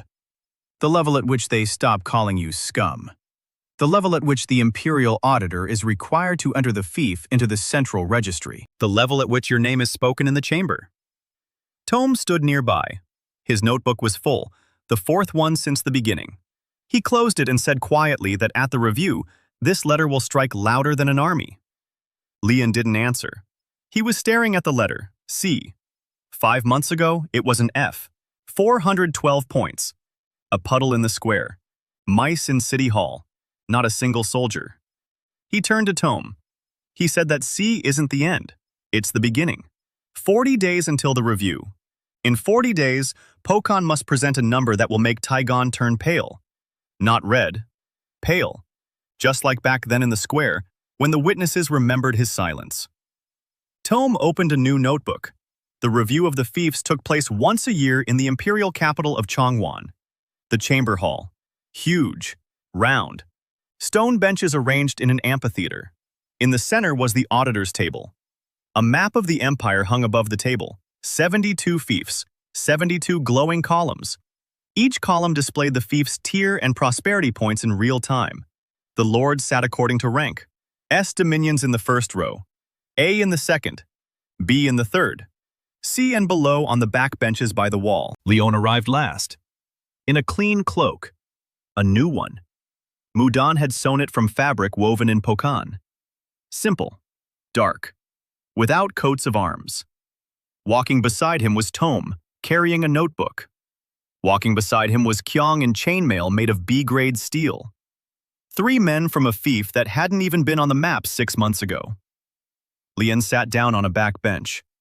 Lords from other sea fiefs sat nearby. They glanced at him and looked away. A mudlord. A former F. Even the sea lords looked down on someone who had started as an F. In the third row sat Liyeon So, wearing a blue cloak of the House of So with gold embroidery. Seated next to him was his new wife, Yoon's daughter. Thin, pale, eyes like her father's, calculating. Taegan looked confident. His back was straight. He was smiling. He didn't see Liyeon, or he was pretending not to. In the second row sat Yoon Gyong-chol, head of the House of Yoon. A tier. 4,800 ZO. 58 years old. Gray-haired. A face as if carved from stone. He was looking at a map and calculating something of his own.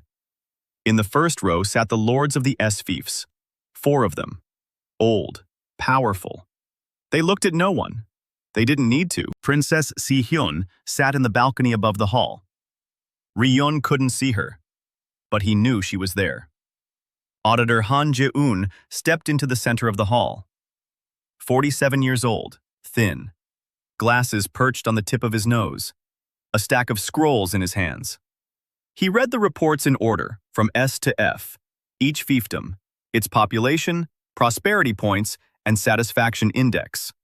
Signified points, change over the year. The hall listened. Boring. Routine. The S districts hadn't changed. The A districts had risen slightly, then fallen slightly. The B districts were the same. Huiran. The auditor read it out. B district, 41,000 prosperity points. ID 34. Leon heard the number and looked at Taegon. 41,000. A year ago, it was 38,000. An increase of 3,000 over the year. ID 34. Low. The people of Huiran are dissatisfied. Taegon raised taxes. Toam whispered to Leon. Taegon was spending the treasury on Yoon's army and covered the costs with taxes. Huaran was paying for a war that hadn't even happened yet. The auditor moved on. C districts, one after another, boring numbers, minor changes. Then he picked up the next scroll, unrolled it, read it, paused, read it again. The hall waited. The auditor looked up. His glasses slid lower down his nose. He pronounced the name of the fief, Pokin. The hall showed no reaction. No one knew that name. Fief. 3 villages. Who cares? The auditor read on. Pokin. Registered yield at the start of the year. F. 412 prosperity points. Current score. He fell silent. He looked at the scroll. He looked at the map above his head. On the map, Pokin's column glowed, not with the dim light of an F district, but with a steady, strong light. The inspector read aloud. Current score. C.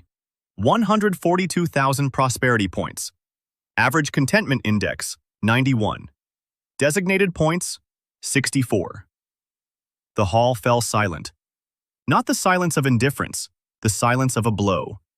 The C lords in the back benches turned toward Lion. The B lords in the third row turned. Taegon turned. His smile was still there, but his eyes were not. The auditor continued. He said that Pokin's rise from F to C in 210 days was unprecedented in the Imperial archives. ID 91 is the second highest score among all 72 fiefs. Only the S fief of Munchen, with its 93, ranks higher. The hall buzzed. 91. That's higher than most A fiefs. Higher than all the B fiefs. Higher than Huaran's pitiful 34. The auditor took off his glasses and wiped them. Then he put them back on.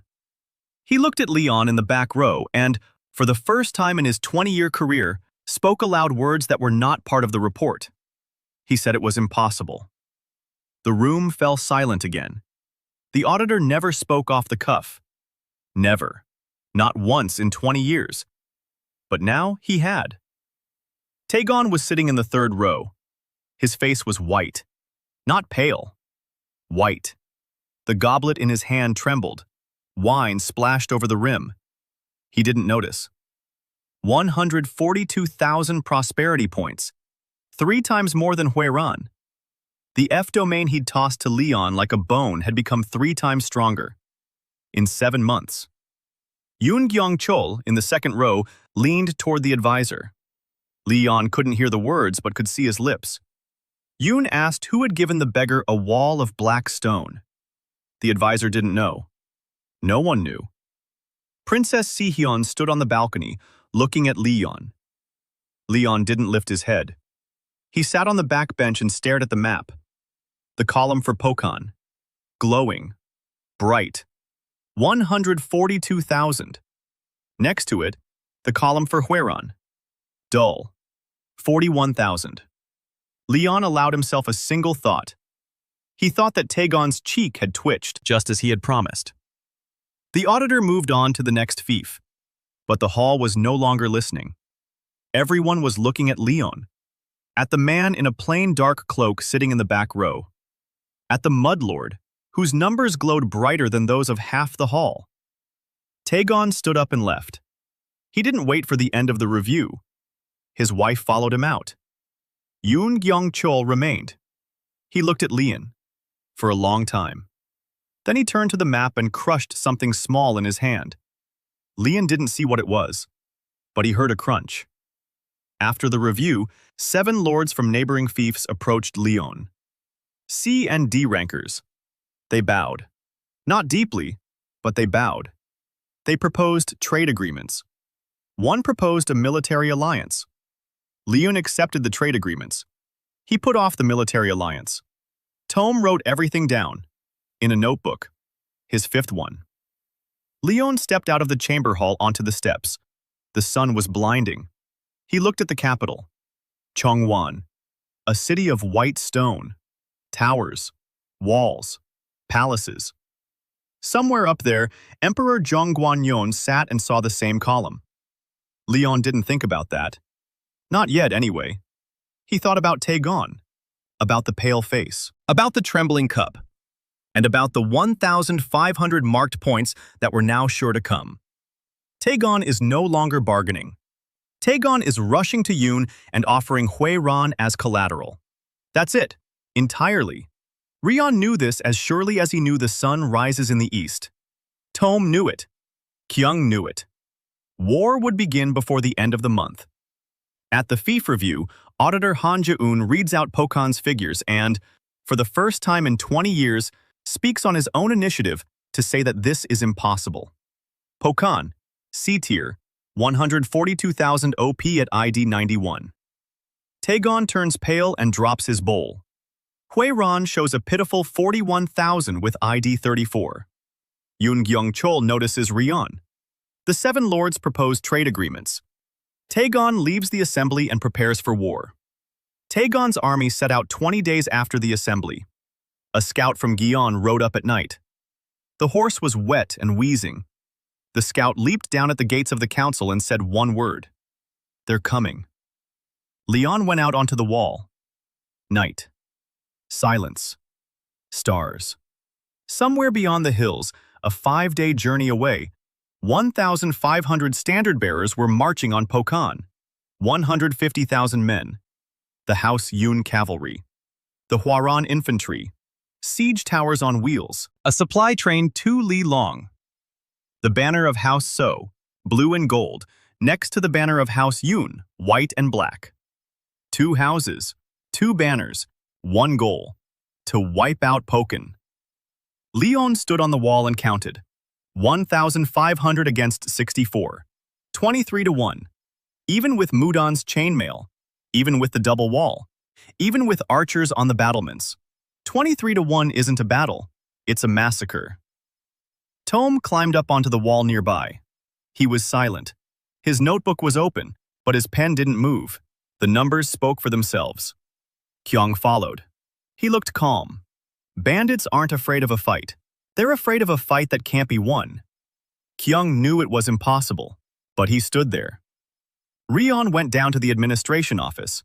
He sat down at the table. He opened the system. Prosperity points, 142,000. Combat rank, 31. Multiplier times 4 with ID 91. Marked points, 64. People's voice tokens. He looked at the counter, 87. 87 people had spoken his name with sincere gratitude over all these months. 87 coins that burned in his palm for a second and then melted away. He needed 100 for a ×3 boost. 13 tokens.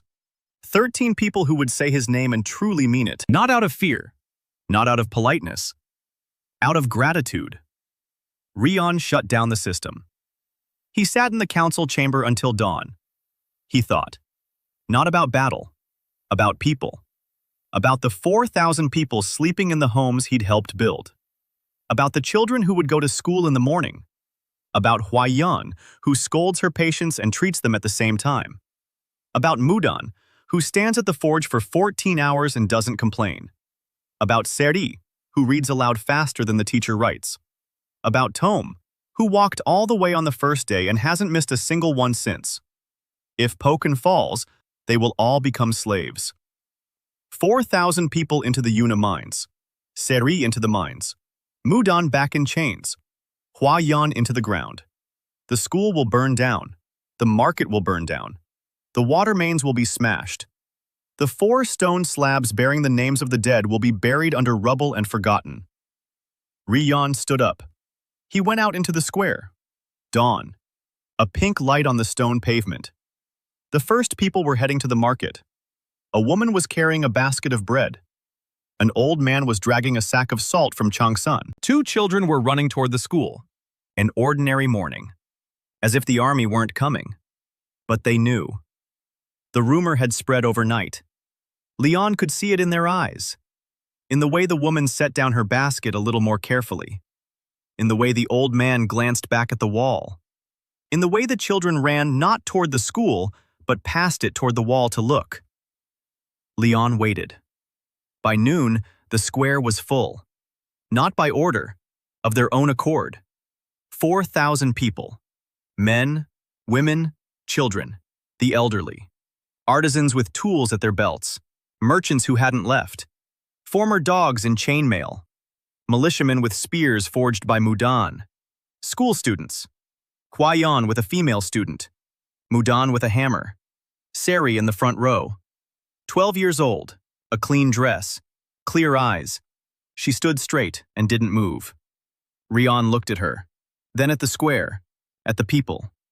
He spoke, not in the voice of the Lord, in his own, his usual voice, quiet. But the square heard him because the square was silent. He said the army was coming. He named the number. 1,500 marked eyes. 150,000 soldiers. The square didn't gasp. The square was silent.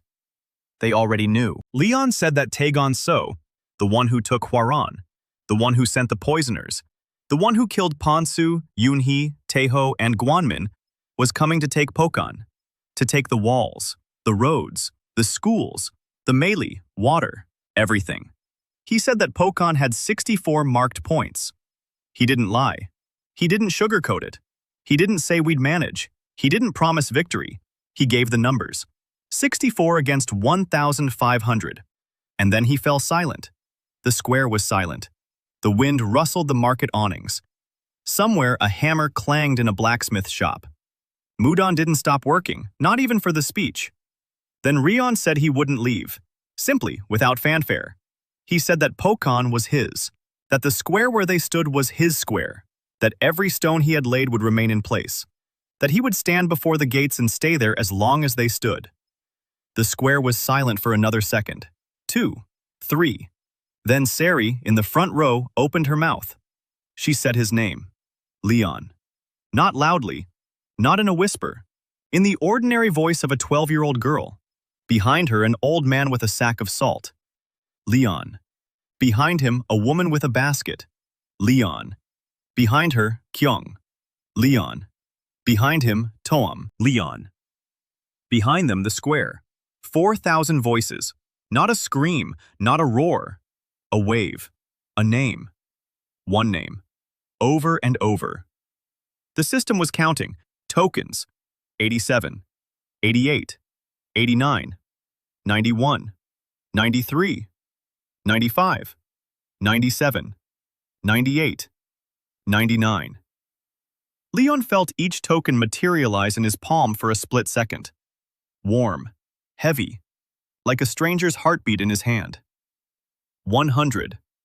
The 100th token entered his palm and did not melt away. It was absorbed. It passed through his skin, through his muscles, through his bones, and entered the seal in his spine. The system issued a notification. The voice of the people. 100 tokens collected. A one-time ×3 boost for a single battle. Activation at the bearer's will. Liyeon closed the notification. His expression did not change. Not a single muscle twitched. He stood before the square and listened as 4,000 voices chanted his name, and he remained silent. Then he said to get ready. Kyung began forming the ranks. 64 marked points. 6,400 people, of whom 3,000 were real fighters and the rest were militiamen with 3 months of training. Mudan went to the blacksmiths. The hammer never stopped. The clang of steel echoed throughout Pokon until sunset, after sunset, and until dawn. Mudan hadn't slept for 5 days. His wife brought him food. He ate with one hand. With the other, he held the hammer. By the 5th day, 30 sets of full chainmail stood on the racks. The last ones. Every spike was sharpened. Every shield was reinforced with brackets. Every helmet was lined with leather, B-grade steel, in the D-tier domain. Not a single lord on the continent could explain how the F-tier domain, which had become C-tier in 7 months, had acquired Havaran-level equipment. Liyeon didn't explain. Mudan didn't explain. Mudan forged. On the night before the battle, Liyeon made the conversion. 30,000 prosperity points, the largest ever. 10% of 300,000 base points multiplied. He sat down in the council chamber, closed his eyes. Confirmed. A jolt. Not pain, beyond pain. Every cell in his body ignited. Muscles tore and rebuilt themselves. Bones cracked and hardened. Tendons tightened like a bowstring and grew thicker. His vision flashed white, then became so sharp that Liyeon could see cracks in the wall at the other end of the room. His hearing became so acute that he could hear a mouse scratching at the floor in the neighboring building. Rank. It was 31. Now it was 58. 27 ranks in one go. A 7-day cooldown. In 7 days, either he would win or Pokana would be gone. Liyeon stood up. He stepped toward the door. The stone floor cracked beneath his foot. Not from an impact, from the weight of his step. Tome was standing by the door. He saw it. He saw how Liyeon entered the rank 31 training hall and emerged as a different person. The air around Liyeon didn't stir or hum. The air parted, like water before a rock. Tome dropped his notebook, picked it up, jotted it down. Rank 58. He wrote 3 question marks. Then he crossed them out. He put a period. He asked no more questions. Tome had served for 30 years and had seen lords up to rank 45. Rank 58 is the level of commanders of A-district armies. It is the level at which a man can break through a wall with his fist. At dawn on the 5th day, Taegon's army emerged from behind the hills. Liyeon stood on the wall and watched. The horizon was shifting. Across the entire line, from the left edge of his field of vision to the right. Spears. Thousands of spears. Banners. Dozens of banners. Blue and gold. White and black. Cavalry on the flanks. Heavy cavalry. Horses with bronze brow bands. Riders in full armor. Infantry in the center. Even ranks. Marching in step. The professional army of House Yoon, which had not lost a single campaign in 20 years. Siege towers. 4 of them. Wooden. Covered in wet leather to protect them from the fire. Each as tall as a 2-story house. The supply train stretched out behind them. Carts. Hundreds of carts. Food. Arrows. Oil for the fires. Chains. Liyeon saw the chains. Chains for slaves. Taegon hadn't come just to win. He'd come to take people away. Liyeon climbed down from the wall. Kyung was standing below. His face was calm. He said the wall would hold out against the first assault. Maybe the second. Not the third. They didn't have enough oil to set the ladders ablaze. Enough arrows for 2 hours of battle. Enough men for 1 shift. Liyeon nodded. He wasn't going to sit behind the wall. Taegon's army had halted 300 paces away. The dust was settling. Silence. 150,000 men stood before the walls of Pokan, awaiting orders. Taegon rode forward on a white horse, clad in golden armor. Handsome, as always. Riding beside him was Yuna, the army commander. General Ma Sobyeon. Rank 45. Gray-haired. Lean. A scar running from his temple to his cheekbone. 20 years of war. Not a single defeat. Taegon stopped 100 paces from the wall. He looked up. At the wall. At Liyeon, who was not on the wall. Taegon frowned. He shouted. He said that Liyeon could surrender the fief, surrender the seal, surrender the people, and leave alive. Somewhere. To another fief. As a beggar. Nameless. Landless. But alive. Silence. The gates of Pokan creaked. Slowly. Heavily. The gates swung open. A single man stepped out. In a dark cloak. Unarmed. Without armor. Without a helmet. Liyeon. He walked down the road straight toward the army. Alone. Behind the wall, Kyung gripped the hilt of his sword until his knuckles turned white. Tome closed his notebook. Mudan climbed onto the wall and watched. Sari stood by the gate, holding her breath. 150,000 pairs of eyes watched a single man walking toward them, unarmed. Taegon watched and did not understand. General Ma Sobyeon watched and understood. Something. Not everything, but something. He saw how the man walked. Not like a peasant. Not like a lord. Like a force of nature. step by step. The ground beneath Rion's feet did not crack. Not yet, anyway. He was holding back. Liyeon stopped 50 paces from the cavalry, alone before the army. The wind blew in his face and fluttered the hem of his cloak. Taegon shouted that this was his final offer. Liyeon replied, not with a shout, with the voice of a lord. Within a kilometer's radius, every soldier in the army heard him. Every spearman, every archer, every supply officer. General Ma So-byun, Taegon, the horses. Liyeon said that Taegon had arrived at his square. Taegon turned pale. He knew what the square meant. A year ago, the hall of succession, the protocol, the promise, the knees, the reckoning. Taegon turned his horse around. He galloped into the ranks. His hand dropped, the signal to attack. General Ma So-byun raised his right hand. The cavalry on the right flank moved forward. 500 horsemen, heavy armor, spears. The ground rumbled with the sound of hooves. 500 horses carried 500 riders toward a single man. Liyeon activated the boost. Voice of the people, times 3. Rank 58 multiplied by 3. 174. 174. A number that did not exist in the Empire's records. A number that had no name in the rank system because the system ended at 100. Leon's body changed. Not visually, inside. Every muscle became steel. Every bone became stone.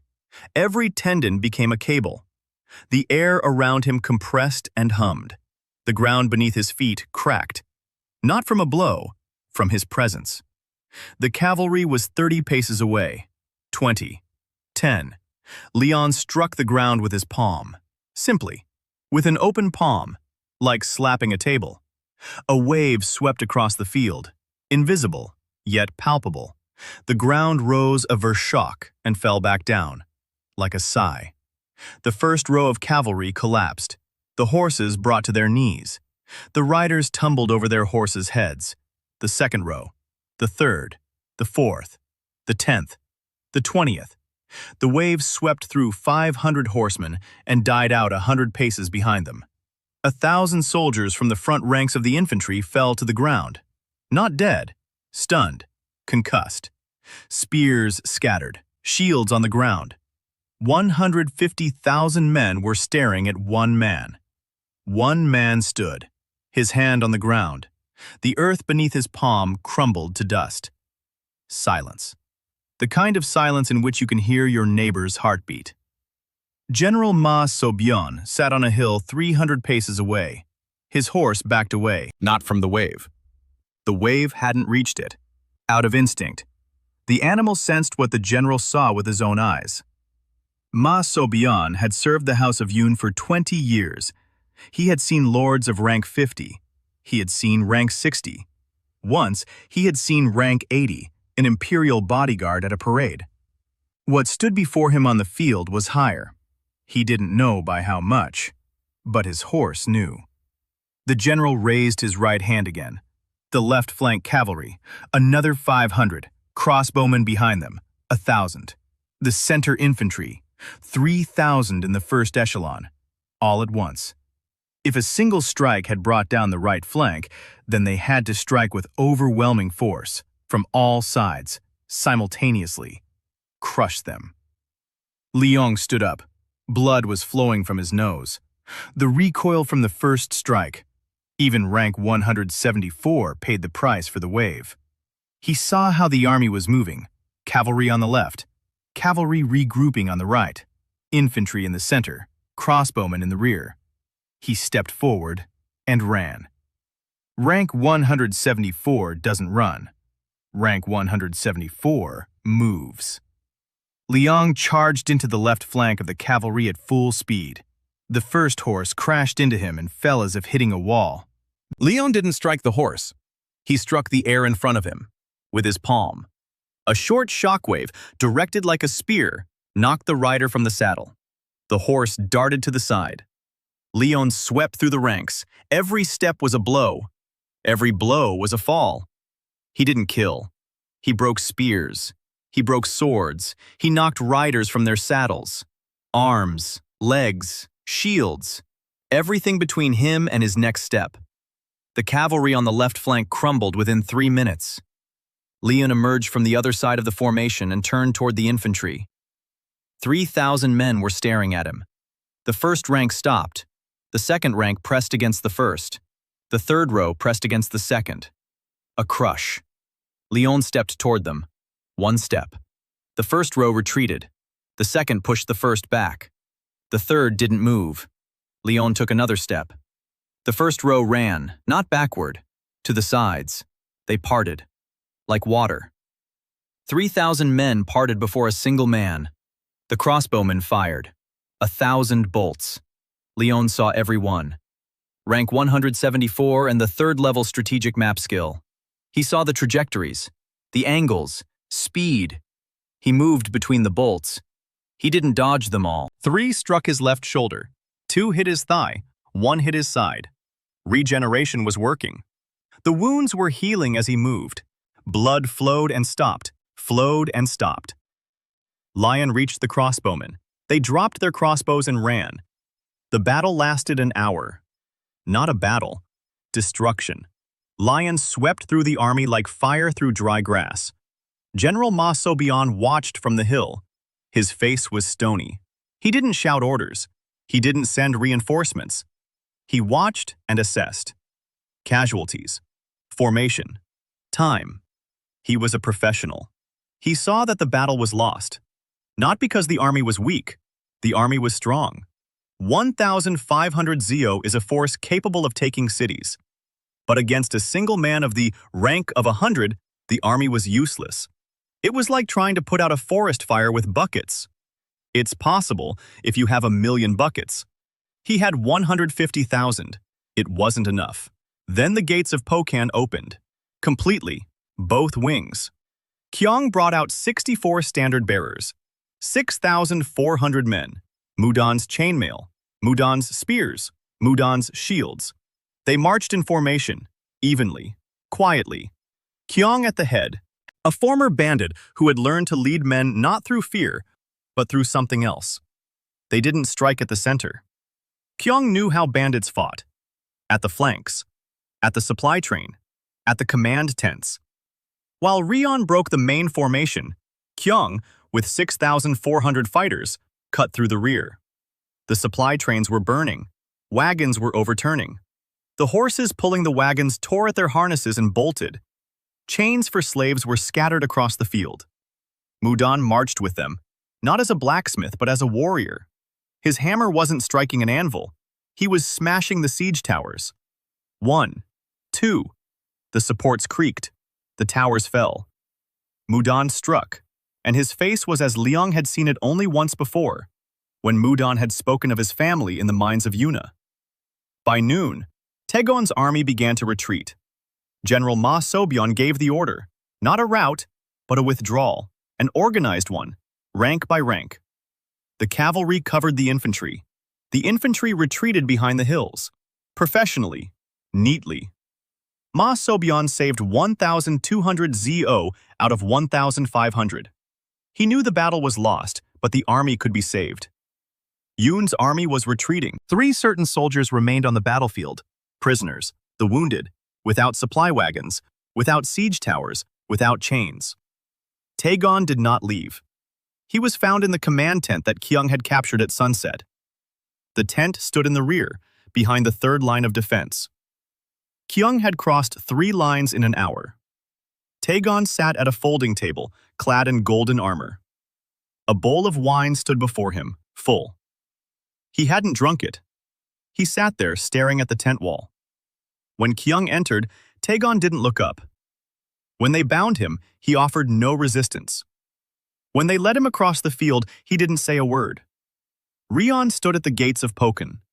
Blood on his cloak, his own and others.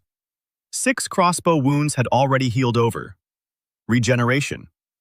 The X3 boost ended an hour after activation. His rank returned to 58. His body ached, every muscle, every joint. The price for 174 rank for an hour. But they still stood there. Kyung brought in Taegon. Liyeon looked at his cousin. Taegon was filthy. His golden armor was covered in dust. His hair was disheveled. His eyes were empty, not white with rage as after a duel over duties, nor white with humiliation as at the review. Empty, like those of a man who realized he had lost and couldn't come to terms with it. Rion didn't say a word to him.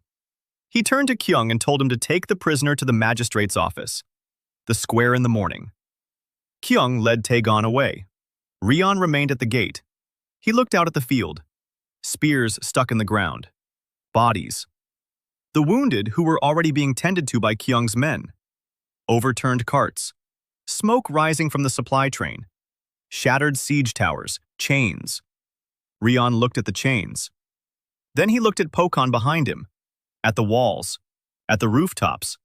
At the smoke from the smithy, where Mudon had already returned to the forge. At the market. At the school. At the aqueduct. Everything stood still. Not a single stone had budged. The system had updated. Pokon. B tier. 320,000 prosperity points. ID 96. Marked points 180, including prisoners and captured weapons. Liyeon stared at the numbers. B. 320,000. A year ago, 412. He shut down the system. His body ached. His legs were buzzing. The blood on his hands had dried and shrunk the skin. He leaned against the wall and closed his eyes. Just for a minute. Then he opened them. Tomorrow, the square. Tomorrow, the tally. Tomorrow, the promise.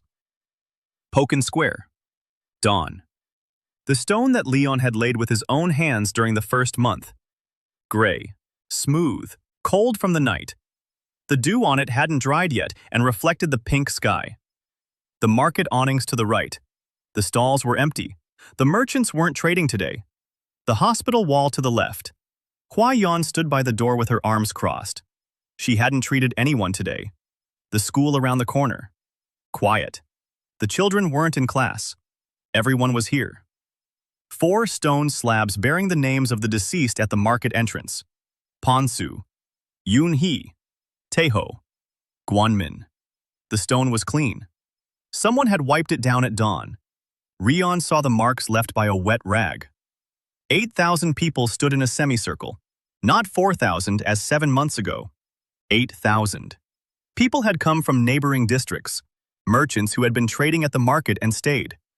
Artisans from the D districts who had moved to Pokan in recent months.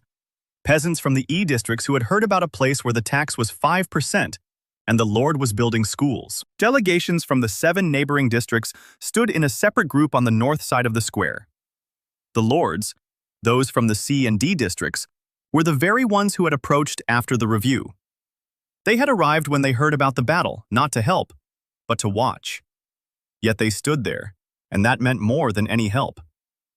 Imperial Inspector Han Jae-un stood by the table with the seals in the center of the square. He had arrived the day after the battle. He rode 2 horses down the road. His assistant said the inspector hadn't ridden a horse in 15 years. He preferred a carriage. But here he mounted a horse and rode for a full day. Officially, to record the results of the military clash between the fiefdoms. For the record. For the archives. Unofficially, because Han Jae-un had spent 20 years reading scrolls and had never once seen 64 marked points defeat 1,500. He wanted to see the man who had done it. He stood at the table, laying out the scrolls. His hands were steady. His eyes were not. Standing next to the inspector was Princess Si-hyun. Not in disguise. Not in a simple cloak. In imperial silk. Dark red with gold embroidery. The crest of the Zhang house on her left shoulder. A dragon with 5 claws. The mark of the direct heir. Her presence meant one thing. The palace is watching. The emperor knows. And what would happen in this square would not go into the inspector's archives, but into the imperial chronicles. Si-hyun stood upright. Her face was calm. She looked out at the square and waited. A projection hung over the square. The imperial column. Pokan. B tier. 320,000 prosperity points. Satisfaction index 96. Banner points 180. The column glowed with an even golden light. Bright. strong. A year ago, in this very spot, it had been a dim speck. Next to it was Huiran's projection. 31,000 prosperity points. ID 22. Dim. Almost extinguished. Taegon had lost his army. He had lost his treasury. He had mortgaged Yoon's fief and lost what he'd staked. Huiran had collapsed. In a single year, Taegon had turned a B-tier fief with 38,000 prosperity points into ruins. Not through war, through greed, through taxes, through fear. The two columns stood side by side, one alive, the other dying. And all 8,000 people saw both. In the center of the square, Liyeon So knelt. He had been brought from the council at dawn, by Kyung himself.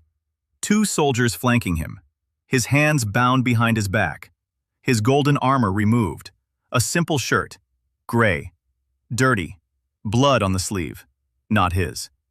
The soldiers he had sent to die for his pride. They had forced him to his knees in the very spot where a puddle had been a year ago, exactly in that spot. Tome had marked it with chalk the night before. Rion hadn't asked him to. Tome had done it on his own. Taegon knelt and stared straight ahead. Not up, not down. Straight ahead, into the void. His face was gray, not white like at the review. Gray, like ashes. Liyeon stepped out from behind the ranks of soldiers and stood before him. A dark cloak, the very same one. Mended, clean. There was no blood on the cloak. Liyeon had washed it that night. Tome had seen the Lord standing by the well in the darkness, washing the cloak with the hands that had routed the cavalry yesterday. Tome said nothing. He wrote the date in his notebook, the 6th entry. Liyeon stood before Taegon and remained silent. The square was silent. 8,000 people. Not a sound. Even the children didn't move. Even the wind had died down. Auditor Han Jae-un took a scroll from the table. He unrolled it. He began to read. Minutes of the Chamber of Inheritance. Date: 1 year ago. Location: the Chamber's Hall. Those present: 42 witnesses. A list of names. The auditor read in an even voice, without inflection, without emotion. Facts. Only facts. He read the will aloud. The amended one. The forged one. The transfer of Huiran to Liyeon So. The transfer of Pokan to Liyeon So. He read aloud the procedure for cutting out the seal.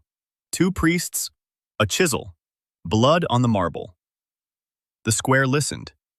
8,000 people who had never seen the Hall of Succession heard their lord's seal being cut from his spine. Liyeon stood and listened. His expression did not change. He heard it as a story about someone else, about a boy who had knelt in a stranger's hall and did not cry out. That boy was a year ago. Now another. The inspector reached the last line of the protocol. He read it. The words of Liyeon So, as recorded by the chamber's secretary. You will kneel in Pokan, in the square, and the people will count aloud. The inspector raised his head and looked at Taegon on his knees, then at Liyeon, then at the square. He rolled up the scroll and placed it on the table. The protocol had been carried out. Lion did not give a speech. He did not list his grievances. He did not recount how he had walked for 9 days with an open wound, how he had slept on the ground, how he had dug a water pipe with his men, how he had broken a bandit's saber, how he had buried 4 who had been poisoned, how he had hunted mercenaries for 3 nights, how he had stood alone against an army of 150,000. He did not. The square knew. Those who didn't know had heard. Those who hadn't heard saw the columns towering overhead. 320,000 against 31,000. That was enough. Lion turned to Sari. The girl was standing in the front row, 12 years old. A clean dress sewn by Mudan's wife. Her hair was braided. Her face was calm. She wasn't smiling. She wasn't crying. She stood there looking at Lion. A year ago, she had handed him a bowl of bark porridge, the only food she had, to a destitute stranger in a tattered cloak because he was hungry. Because it was the right thing to do. Lion asked her, quietly, in his own voice, not the voice of the Lord. He asked if she remembered what he had promised. Sari nodded. Once. Lion turned toward the square, toward the 8,000 faces. toward Tome with his notebook, to Kyun with his sword, to Mudan with the hammer at his belt, to Hwayeon at the hospital door, to the merchants, to the artisans, to the soldiers, to the children, to the elderly, to the lords of the neighboring fiefs, to the auditor, to the princess, to everyone. He said one word: count. Silence lasted a second. Then 8,000 voices began to count. 1. Evenly, slowly, like heartbeats. 2. 3. 4. The voices merged into one. Low, heavy, resonant. It echoed off the walls, off the stone of the square, off the market awnings. 5. 6. 7. Taegon closed his eyes as he knelt. His shoulders slumped. He seemed to shrink, as if the counting were pressing him to the ground. Every number was a weight. Every voice was a stone. 20, 30, 50. The delegations from the neighboring fiefs stood motionless. The lords of the C&D tiers watched and took it all in. One of them took out a scroll and began to write. For his archives. For his children. So they would remember what happens when a lord betrays his bloodline. 100. 200. 300. Auditor Han Jae-un stood behind the table and looked out at the square. He took off his glasses, wiped them, put them on, took them off, wiped them. His hands did not tremble, but he wiped his glasses so often that the lenses creaked. He had seen executions, dozens of them, public ones, with axes, with swords, with ropes. He had never seen an execution by the numbers. 400, 500, 600. Princess Shi-hyun stood at the edge of the square and looked at Liyeon. At his face. Calm, without malice, without joy, without triumph.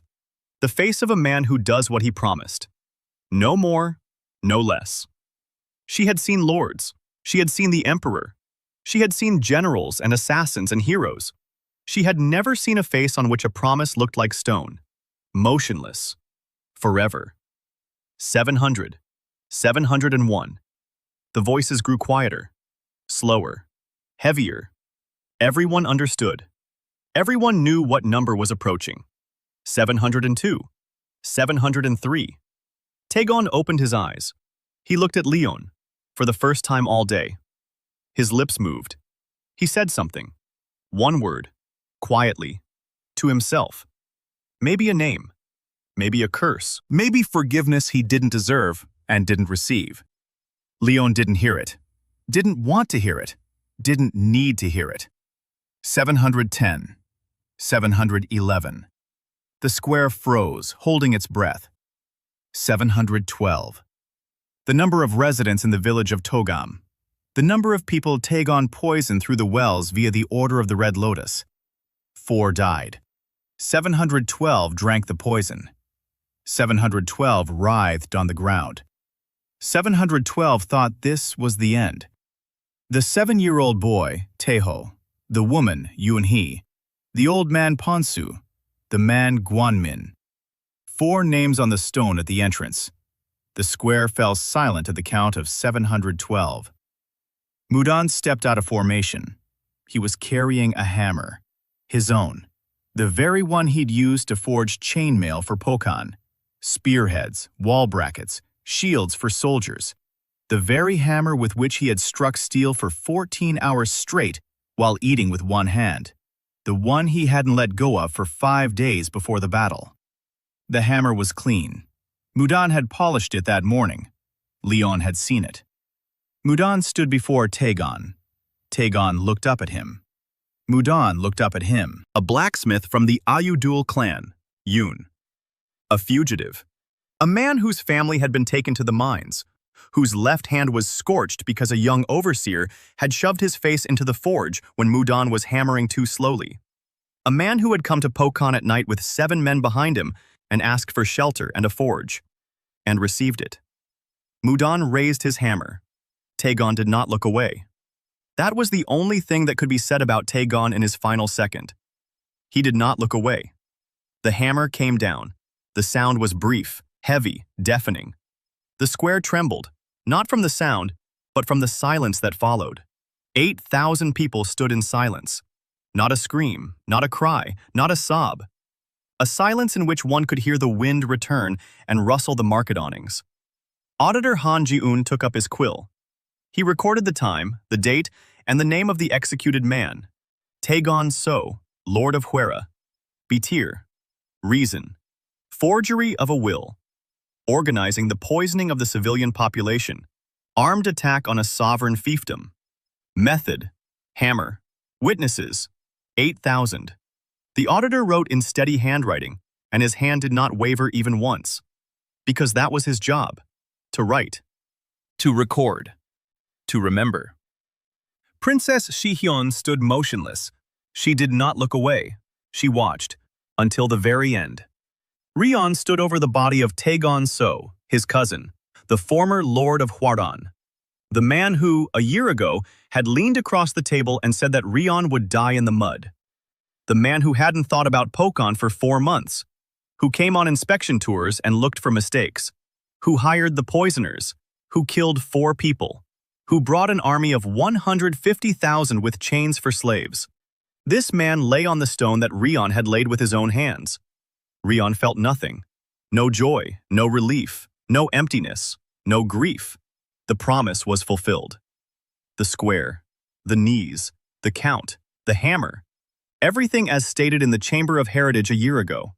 The secretary had recorded Liyeon's words in the minutes because he was required to record everything. Now another secretary was writing another set of minutes, because he was required to. The circle was complete. Liyeon turned to Tome. Tome stood there with a notebook, the 6th one. His eyes were wet.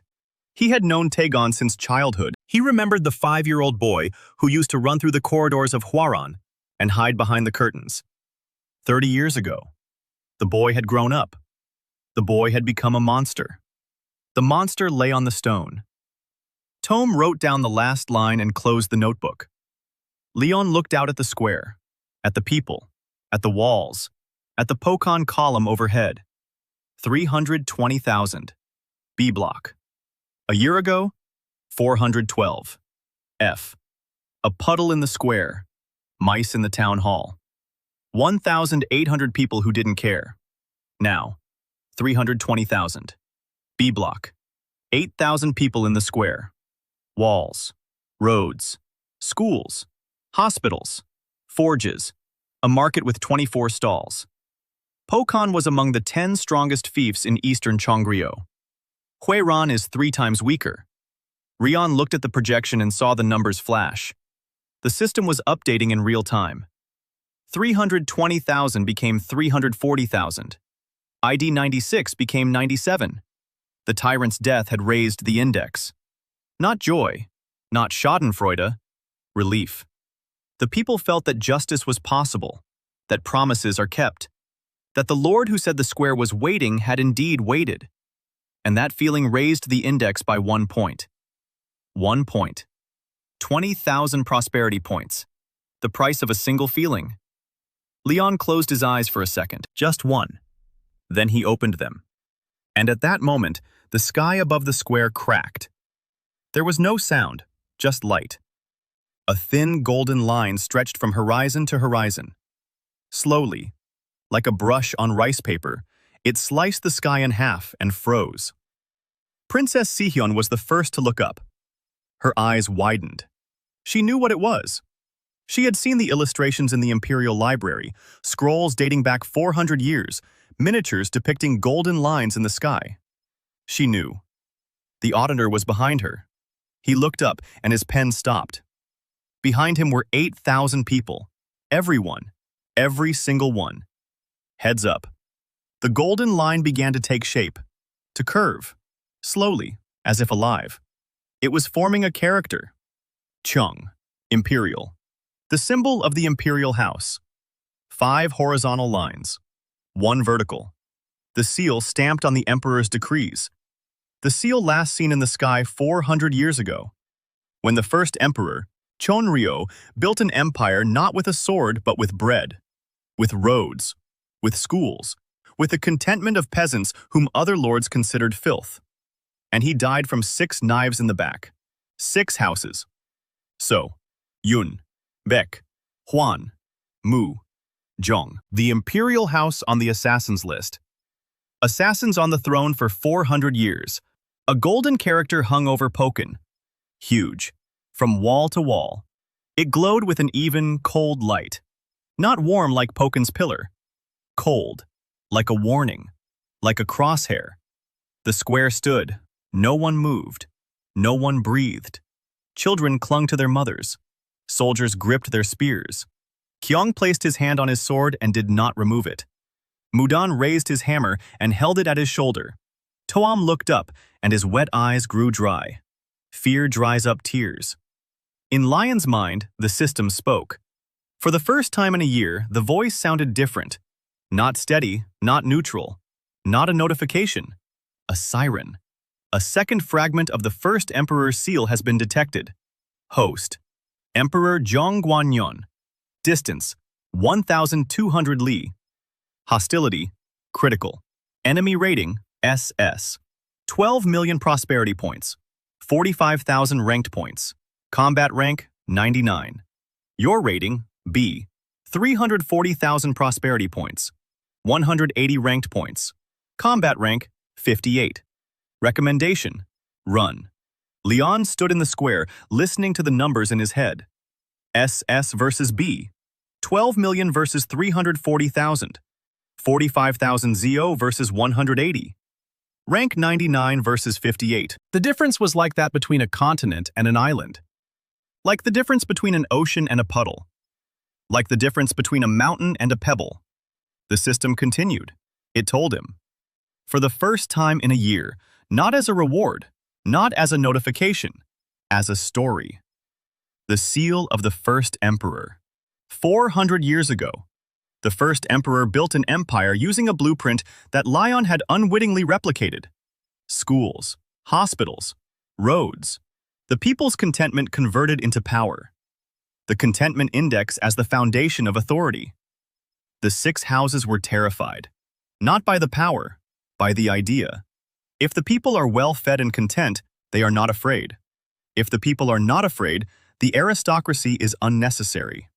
The 6 houses killed the first emperor in the square of his own capital, with 6 knives in the back. They shattered the seal into 6 shards. Each house took one and hit it. A shard belonging to the House of So became embedded in the spine of Lion's grandfather. It passed to his father. His father began to raise Hwaran, quietly, slowly. Schools, hospitals, prosperity. His father's brother killed him, by order of the Council of 6. Taegon didn't know. His father knew. His father was the sword. Yoon Gyong-chol was the hand. Emperor Zhong Guanyon knew everything. Because his great-grandfather had held one of the 6 knives, the shard passed to Liyeon. It sprouted the night after Hui Ran's seal was severed. It became the poor lord system. Hidden, invisible, until today. The golden character in the sky is neither a sign nor a blessing. It is a scan. The shard in the emperor's spine sensed a second shard. Strong, active, growing. And the emperor sent a signal. Found it. Rion stood in the square and understood everything. Taegon was the first enemy. A petty one. A greedy one. A foolish one. A butcher who brandished a knife without knowing that others had given it to him.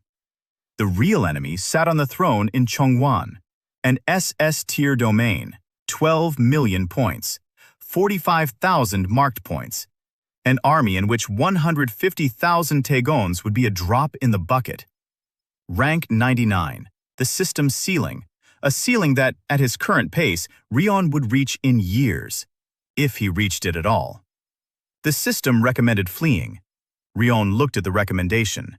He looked at the golden character in the sky. He looked at the square. At the 8,000 faces turned upward. At Tome with his notebook. At Kyong with his sword. At Mudon with his hammer. At Seri in the front row. 12 years old. Clear eyes. She wasn't looking at the sky. She was looking at Liyeon, just like a year ago, when she held out a bowl of bark porridge. She didn't know what the hieroglyph meant. She didn't know about the shards. She didn't know about the 6 houses or the 400-year-old conspiracy. She knew that the Lord was standing in the square and that the square was waiting.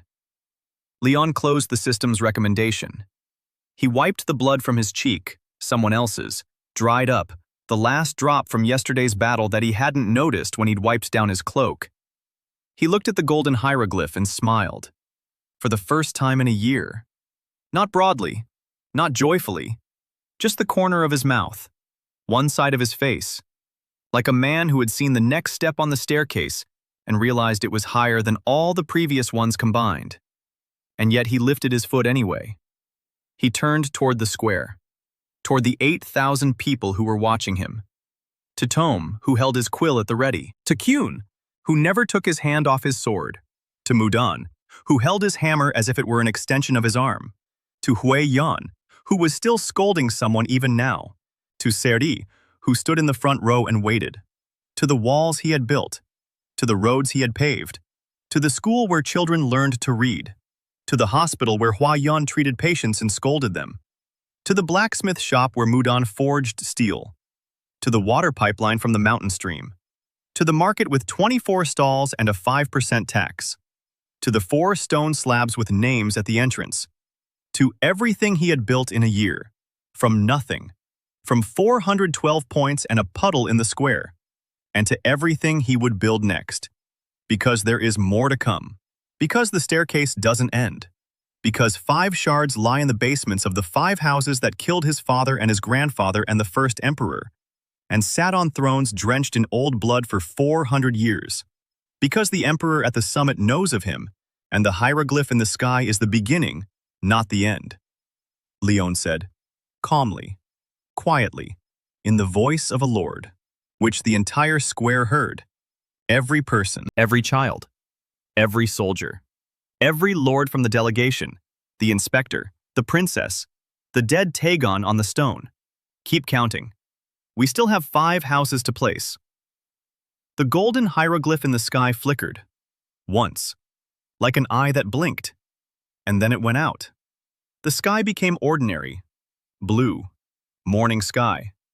The square was silent for 1 second. 2. 3.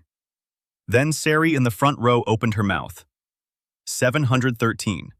Her voice was thin and steady, the voice of a 12-year-old girl who could read faster than her teacher.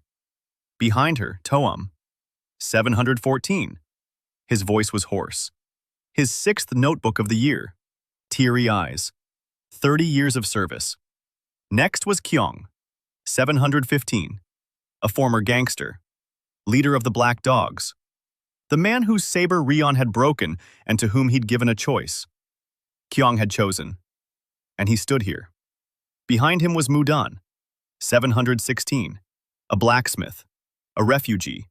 A man with a scarred face and hands that forged steel for the empire that betrayed him. A hammer at his belt. Blood on the hammer. Justice on the hammer. Behind him was Hua Yun. 717. An old herbalist with a hunched back and a sharp tongue who healed everyone, scolded everyone, and saved everyone. Behind her the square. 8,000 voices.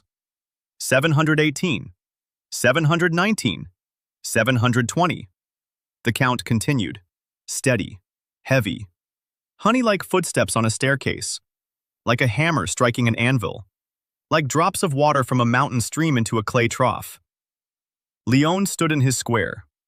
On the stone he had laid. Among the walls he had raised. Among the people he had fed and healed and taught and protected.